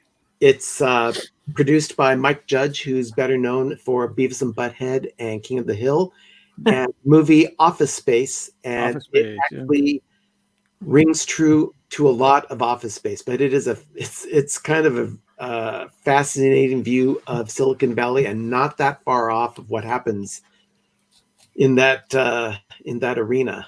It's, I don't know. I couldn't live in that kind of business world, but it's a fun show to watch. I just finished. Well, go ahead, Charlie. No, go ahead. Oh, I just finished the last season of Silicon Valley a couple weeks ago, so I enjoyed watching that as well. Cool. But the last one I binge watched, and I don't know where you draw the line where binge watching, like what's the limit? Because I only saw 3 episodes of this show, and I see Jamie B is watching the same show. It's called Space Force, and it's Greg Daniels and Steve Carell. Yeah. And it's about the creation of the Space Force, and Steve Carell's character is tasked with running it. But I've got to tell you, I was hoping it would be funnier than it was. I didn't. I watched 3 episodes. I gave it a chance, and it didn't grab me. It didn't keep me. So. If 3 episodes is considered binge watching, and I think it might be, that was it. Space Force. Okay, Derek. That you've been watching, basically. I think ours is probably going to be the same. We just got done watching a show which was a little bit racy. Yeah, It it's the was same. Hollywood. Hollywood. So it's about Hollywood in, I think it's like 1948, around that time period. On and Netflix. people trying to get into Hollywood and what they did to become actors, and it's a lot going on. It's a lot of what's going on now about racism and segregation and things like that, how they treated people back then in Hollywood, like this person can come in, this person can't, or you can come in if you do this for me. So it's a lot of that kind of thing, but it was very well acted. and a very good show. There's only And 7 episodes of the first season. So. yeah, and it was only meant to be 1 season, but people like it so much they want it to come back for a second season, which would probably be a whole different cast, maybe, or a mixture. But it was really good. We highly recommend it. Just don't watch it with the kids around. That's what we're saying. Yes. Okay. Yeah, the last show that I binged watched was also Space Force. We did get through it. I understand what Jim was saying there. I was expecting funnier from Steve Carell. I didn't think it was awful, but I didn't think I thought it was always missing something. Like they could have taken it a step or two higher, especially with that cast. And I always felt like Steve Carell, for some reason, was trying to be Batman or something. It was like he had that deep raspy voice, like that new Batman guy is like. I didn't understand what he was trying to do with that.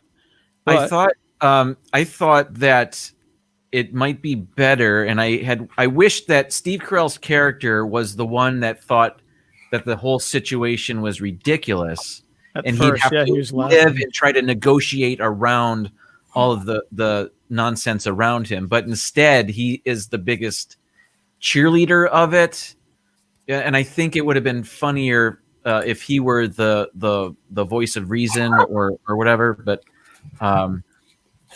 yeah, whatever. Sorry, I had to do some stretching. Yeah.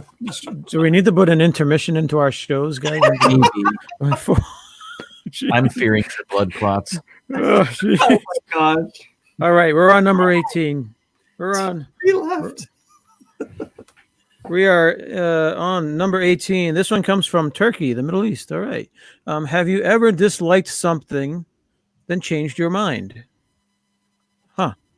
Have you ever disliked something and then changed your mind? For me, I had to really think about this, and it's not food related, but it is a movie. I had not really liked Finding Nemo when I first saw it. What? Wow. No. I don't know if it was because of the headspace I was in at the time that I saw it the first time, or if it just wasn't engaging for me when I first saw it in the theaters. But I watched it a second time after it was released on video and changed my tune about it. It's an entertaining film. I just don't think it is the best Pixar film ever released. But that's one of those things that I was not a fan of when I first saw it. Derek. Jim. Or I Jim. think it's Jim now. Okay. Yeah. All right, I'll do that. Yeah, I had trouble thinking of this too. I like to think that I'm more amenable to changing my mind, evolving my stance on things. But the first thing that came to mind was I used to hate tomatoes, and now I like them. Ooh, so really, I'll go with that. I love tomatoes. Talk to Doug. Doug doesn't like tomatoes. Doug will not eat raw tomatoes. He'll eat them cooked. He'll eat them in ketchup. He loves ketchup. Ketchup for him is a type of food. It's its own food category. Wow. But no, he hates, I wonder if it's raw tomato. He calls. I wonder if it's maybe it's an English thing, but yeah, I love raw tomatoes with salt. I like that too, and it's funny because the tomato is actually a fruit, and you're putting salt on fruit. Well, I used to like salt in apples too. My grandmother used to get me hooked on that. So never had that. Try salt on your chocolate chip cookies. You'll never go back. Really? Mm-hmm. Wow, it's like salted. Maybe it's like a salted caramel type of thing, huh? Salted chocolate. Yeah, chip maybe. cookies. Yeah. Wow. Okay. I'll do 2 real quick. One, I couldn't stand avocados, and then one summer I started mixing them with cottage cheese and putting them in a tortilla, and I became a fan of avocados ever since. And then, believe it or not, I'm just like Laura B or Jamie B. When I first went to Disneyland, I won't say I disliked it, but I was very unimpressed with Disneyland. because I had gone to other thrill rides and I was expecting them to have thrill rides until I started reading about Walt Disney and how he imagineered it. And then I just completely became fascinated with it being like a movie set and you go in from one scene to the next. Yeah, you actually And got now it. I love it. So I would say it would be Disney. A lot of people don't get it. They just go because it's Disney. They don't look into the history. Yeah. But me, I would say Brussels sprouts. I never really liked Brussels sprouts. But then Derek introduced me to the way that he makes them. And oh my gosh, they're like heaven on earth when you eat them. They are so good. I can't even tell you how. I know how he makes them, but he just the way that he does it. I can't even describe it. You just have to taste them sometime. They're really good. And with all good recipes, the secret ingredient is love. That's right. Yeah, that's right. Yep. Jim, what are we eating now? Do you have chocolate chip cookies with salt? Is that what you're eating? How rude! Did you bring enough? Did you bring enough to share? All right. So my thing that I used to dislike, but then I changed my mind about is Almond Joys. I used to dislike them a lot, especially when I was a little kid with trick or treating. I used to give them away, but now I love Almond Joys. I like them. Sometimes you feel like a nut.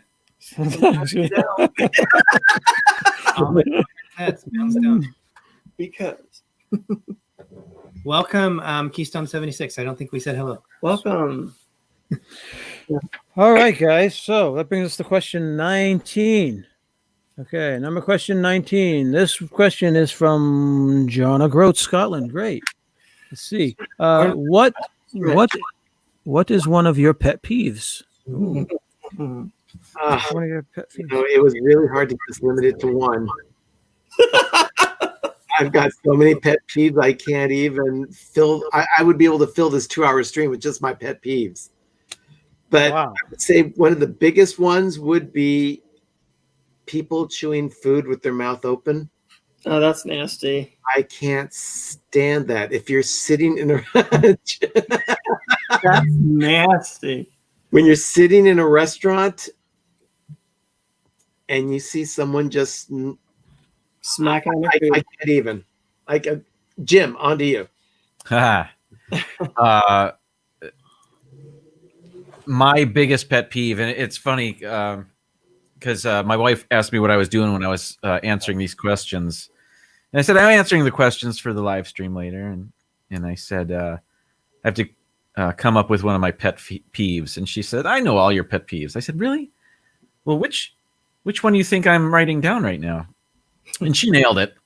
So this is a big one for me. She knew. It's when I hold the door for somebody and they don't thank me. Oh my God. Just simple manners. That's and so quite often what I'll do is I'll say, you're welcome. If they don't thank me, I'll say, you're welcome. And they're like, oh, thank you. Like, and I don't even like doing that anymore because I've done it so much. And I know I should turn the other cheek and don't worry about it. But there's a little bit of satisfaction I get out of saying you're welcome. That's how you were brought up. It's how I was brought up. I'm the same way. Yeah. Listen, you were 18 steps back there. I'm still here holding the door for you. And then or when I'm holding the door and they don't put their hand on it, they walk through it. So I'm still holding it. They don't even touch the door, so I'm completely holding it open for them. And then they still don't thank me. That's my pet peeve. They're like, yes, I'm royalty. Leave it open for me. I'm holding it so that you can hold it open for yourself. Oh, well, I don't know. Don't get me started. I know, too late. If they're going to walk right through, at least give you a tip. I can relate with Jim and Ben. Ben, I love seafood, but I don't want to see food when I'm eating it with somebody. So I completely understand. Yeah. My pet peeve is spoilers. I hate, loathe knowing what spoilers are for movies that come out or people have seen. I knew you were going to make that face. It is a difference between me saying lines of movies before they say them because I know the movie so well, and flat out saying, oh, this is going to happen. I don't do that. I don't like to ruin movies for people, even when they want me to. I say, you can look it up yourself. I'm not going to ruin it for you. I do not like spoilers. What's yours? I won't even touch that subject. Whatever. Well, besides rude people, and with me working in a retail-like environment, I would say probably one of my biggest peeves is when I'm on the cash register and I'm ringing someone up. Yeah, okay. And I'm trying to ask my thing that I have to ask them. And they're talking like this, and I'm thinking, hello, if you're ringing that, you want some help here, get off the phone. So that is one of my big peeves, rude people, especially when they at the register. Okay. Charlie. My pet peeves. One of my pet peeves, I'm not sure if anybody else experiences this or just people just do it to me just to try to irk me. But my pet peeve is people who keep on saying what. They'll say what when you know dang well they've heard you. They've heard your question and they know what you said, but they have an automatic what that comes out of their mouth whenever someone speaks. You know, it's those people that always want you to repeat yourself, and I hate repeating myself. But yeah, exactly, Stacy. What? Yeah. So what did you say, Charlie? I didn't hear you. I heard you. Thank you. Yes. So it's my pet peeve when people know they've heard you, but they always say what as an automatic response anyways. So As a teacher, I'm familiar with that when you're grilling a kid about, they're lying when you ask them a question and they go, what? It's a tactic. It's a delaying tactic so they can come up with another lie. And it's, I've seen it 1,000 times, and it's so, it's an immediate red flag. They're lying when you're talking right to them. It's a one-on-one conversation. They're not distracted by anything. But if their first response is, what? You're lying. Yeah. Well, all right, guys. I think we are on to question number 20. Oh my God. We're at 20. 20. We are there. We are there. All right. Jim, all right. Horn. Come on. It's question number 20. Let's get the horn, Jim. What? Horn? Yeah. There we go. Okay. This question is from Norway. Who is the most famous person you have ever met? Ooh, who's the most famous person you have ever met, Ben? Tom Hanks. Holy cow! Really? Oh, that's awesome. Well, I was actually in a high school production with him when I was 9 years old. He was a senior in high school. I remember that. Sherry was in the same graduating class with him at Skyline High in Oakland.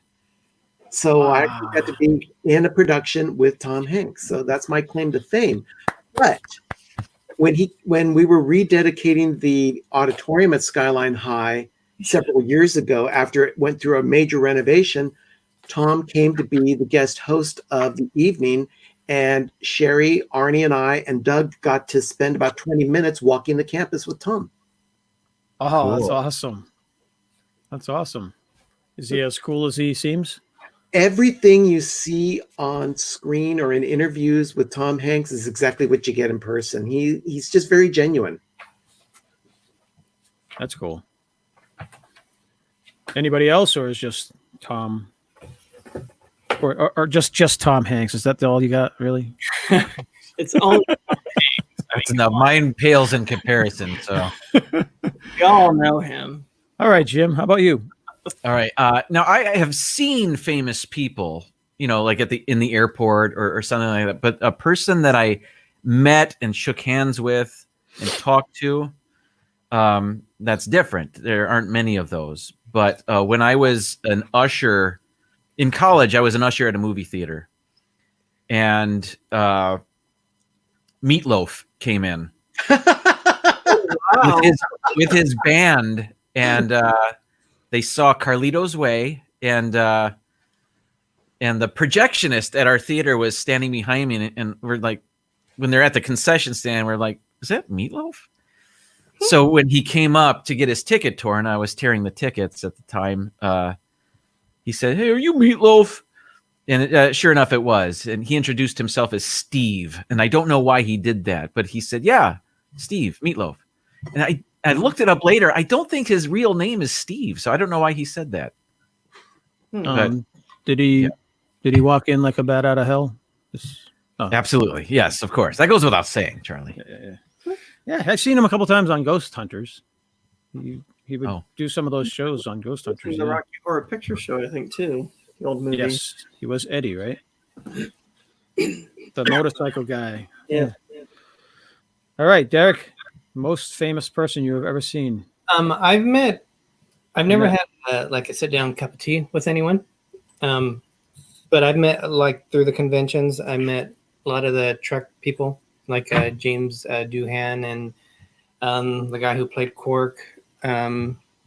Several of the different, probably met 6 or 7 of the Star Trek actors. But I would probably say, and this is probably for me being the most famous, just because I met them before a concert, is Erasure. So Erasure is my favorite group. They have just released their first single off their new album, just so you know, so you can download it. But yeah, they didn't actually speak. The lead singer is Andy Bell. All he did was, and with pictures, because he was saving his voice for the concert that night. Well, it was just kind of funny having interaction. Hey, how you doing? And you just like behind him. And then my friend took the picture, and she didn't do a really good job because the only picture I have with them, it was blurry. That stunk. But yeah, that was probably my highlight in terms of what I would consider most famous to me. But didn't you go to a Christmas party with those famous people from The Amazing Race? No. No? Oh, I'm sorry. No. Gregory. Well, Derek and I both met this person, but it was when we went on the Bliss cruise, I think it was. We were at the airport, and I heard the voice, and I was like, "Is that?" And I turned around, and I thought it was her, and I said, "Are you an actress?" And she said, "Yes." I said, "Oh my God, Derek, I know her. She's the one that..." He screamed it. And he was like, "Yes, no, I did not do that." Catherine Keener is her name. She was the love interest in The 40-Year-Old Virgin. She was Percy Jackson's mother and Percy Jackson and the Olympians. Now on Disney Plus. Yes, it is. And we just watched it last night. But you know who I'm talking about? I do. Yes. She's a very nice lady.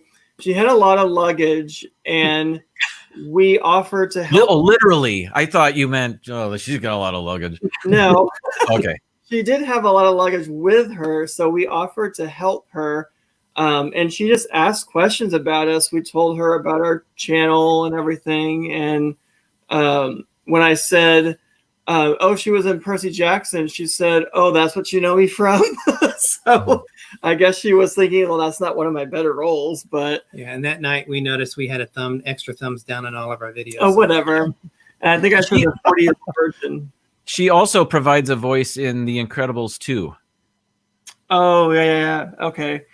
But Really? she's a really nice lady. And when we got to where we needed to go, I guess she had to make a phone call or something.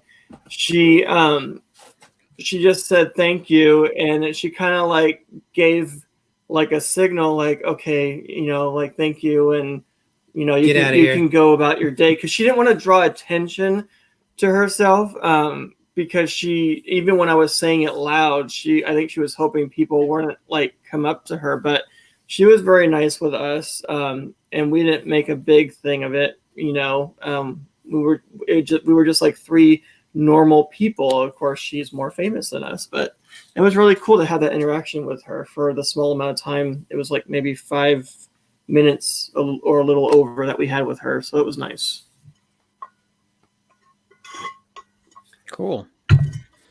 All right. Let's see. The most famous person that I've ever met. Oh, mine usually revolves around poker. I have played poker, and I've met James Woods, and I've sat right next to him. I've played poker with him twice, and I sat next to him in a tournament probably for 3 hours before he got knocked out. Not me. But yeah, he's a super nice guy. He gets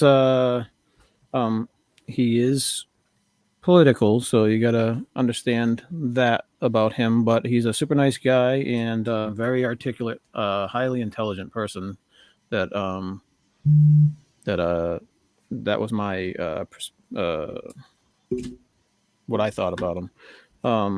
So I've met James Woods. Also, the same thing with Sully Erna, from the lead singer of Godsmack. I don't know if you guys know who that is. A very short little guy and very charismatic. Very friendly, very nice. Again, I sat next to him for a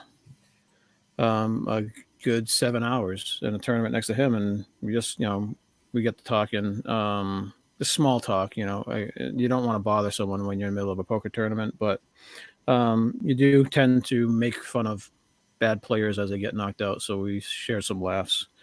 So I met them, and then I met Vicki Lawrence once down at Hollywood Studios, and she was at a book signing. So Vicki Lawrence is pretty big. She used to be on the Carol Burnett show and Mama's Family. Yep. Yeah. So it's funny. Another funny person. Hers was a lot shorter interaction because it's a book signing. So you get shorter than 3 hours. Yeah, a little bit shorter. Probably like 3 minutes, but fireball, I think they called. Older. Then that's not Tom Hanks, but James Woods isn't bad. All right, guys. Awesome. So I think that was question number 20. Who's ready for the next 20? Oh no, that's the last question. All right, guys. So thank you, everybody. Do we want to go around the horn telling people what's going on with our channels in the future? What's coming up? Well, coming up in just a few minutes, we have another episode of the Daily Dose of Disney coming up on Pepper Tree Villa. That's awesome. That's not the NBC signal. No. And no, then it's strictly Pepper Tree Villa. This coming Monday night on Pepper Tree Villa, we have our next episode of the Disney Plus Movie Club, where we will be discussing The Cat from Outer Space. Ooh. A 1997 romp starring that guy from the Kenny Shoes commercial. That's right. I used to love that movie. That's the cat with the glowing collar, right? Yes. Yeah. Yeah. I used to like that one. He used to love it. Now he hates it. Well, I haven't seen it probably since. I don't know if I've ever seen it. You need to watch it. I remember liking it. How about you, Jim? What's coming up? Definitely be doing a Tuesday night live stream, 7:30s on Eastern on Tuesdays. So I'll do that. I'm going to try to go live whenever I can during the week in the afternoons. But a week from today, more Explorers, please. So it'll be myself and these guys over here. I can't do that very well. But we're going to watch a couple of movies. We're going to watch, not during the live stream, but before the live stream, a Goofy movie and Fox and the Hound. Fox and the Hound, of course. How could I forget that? I know. So we'll be discussing it, and it's a part of my series of shows talking about movies that it seems like I should have seen by now, but haven't. So I've never seen a Goofy movie, and I've never seen the Fox and the Hound. So just checking off all of the Disney movies that I've never seen on my list. So, and then we'll talk about it, and I try to poke fun at them when I think they deserve it. So you have to try to watch it with the Goofy if movie. he's interested. Which one? The Goofy movie. Okay, all right. It's definitely a father-son type movie. Good to know. Derek and Gregory, what's coming up, man? We are still in the process of trying to get our videos out for the NCL Escape. Been working on that. Not as quick as I would like, unfortunately, but still in the process of getting them out. We go live on Wednesdays right after you guys. Cruise show. Yep, it's gonna be a cheese crew. No. Cruise show. We're gonna try to have Chad cruisers on our show, as long as their technical stuff works. And that's it. I think that's it that we have coming up. Cool. Before I wrap it up, we did have one other question from the chats. We can quickly go around the table, around the horn. What's your favorite color, Ben? Blue. Blue. Jim, what's your favorite color? I'll go green. Green. Yeah. Green. Derek? Blue, but you know what? I've been liking brown a lot more. Okay. Blue for me. I love blue. Blue. And for me, it is orange. My favorite color is orange. What do we got coming up on the Disney Nerd Herders tomorrow? We are doing our Lazy Sunday morning live stream. It is a 2-year YouTube anniversary special. Actually, Thank you. Actually, today is our 2-year anniversary. We're going to be celebrating it tomorrow during our show. We're going to have lots of friends on.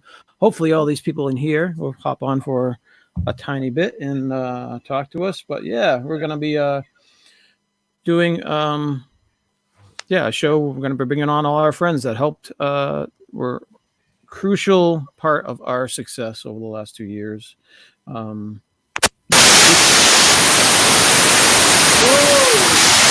What's going on with that? The aliens are here. Jim's end. Duck Watch. cover. So Pepper Tree Villa gets a nice little jingle, and I get hissing snakes. Something happens to mission control. Whoa! Yes, I think that was on Jim's side, probably from his storm. Probably, yep. Jim, yep. Oh, we can't hear you now. That's why. Oh, yeah. Well, I maybe that's a sign. That pressurized hose, yes. And then Wednesday night show on our Not Quite Ready for Prime Time, we have a special guest, our niece Sarah, who is also a cast member at in Animal Kingdom in Disney World. She's going to be joining us. So Nice. So guys, have we come up with an official Foolish Mortal wrap up yet? No. Nope. No. All right. So let's go with our individual ones. I know Ben has a cool one. Ben, what do you like to say when you're closing out your show? I say, remember, adventure is out there. Awesome. I like that one. Does Jim have audio back? Do I? Can you hear me? Yes. Yep. Yes. Hooray. There was a flash, and then you heard the sound. Wow. Yeah. Weird. Jim has a classic closeout. What's your closing out statement? End broadcast. And Derek's and Gregory's. I'm Derek. Oh, we're doing the long one. Okay. I'm Gregory. If you forget our names, it's okay because I'm Little Explorer. There's Explorer. And as Walt Disney once said, we're just getting started. Awesome, guys. And of course, we like to say, don't forget to do your duty. Duty. Awesome. And Thanks, it's guys. a big duty. And it's a big duty. And it's a big duty. Wow. Wow. I like that one better. That's cool. All right, guys. Thank you, everybody, for putting up with us for 2 hours, over 2 hours. Thank you. Thank you very much. And we will see you all. See you all next time. All right. Bye, everybody. Bye-bye, everyone. Thank you.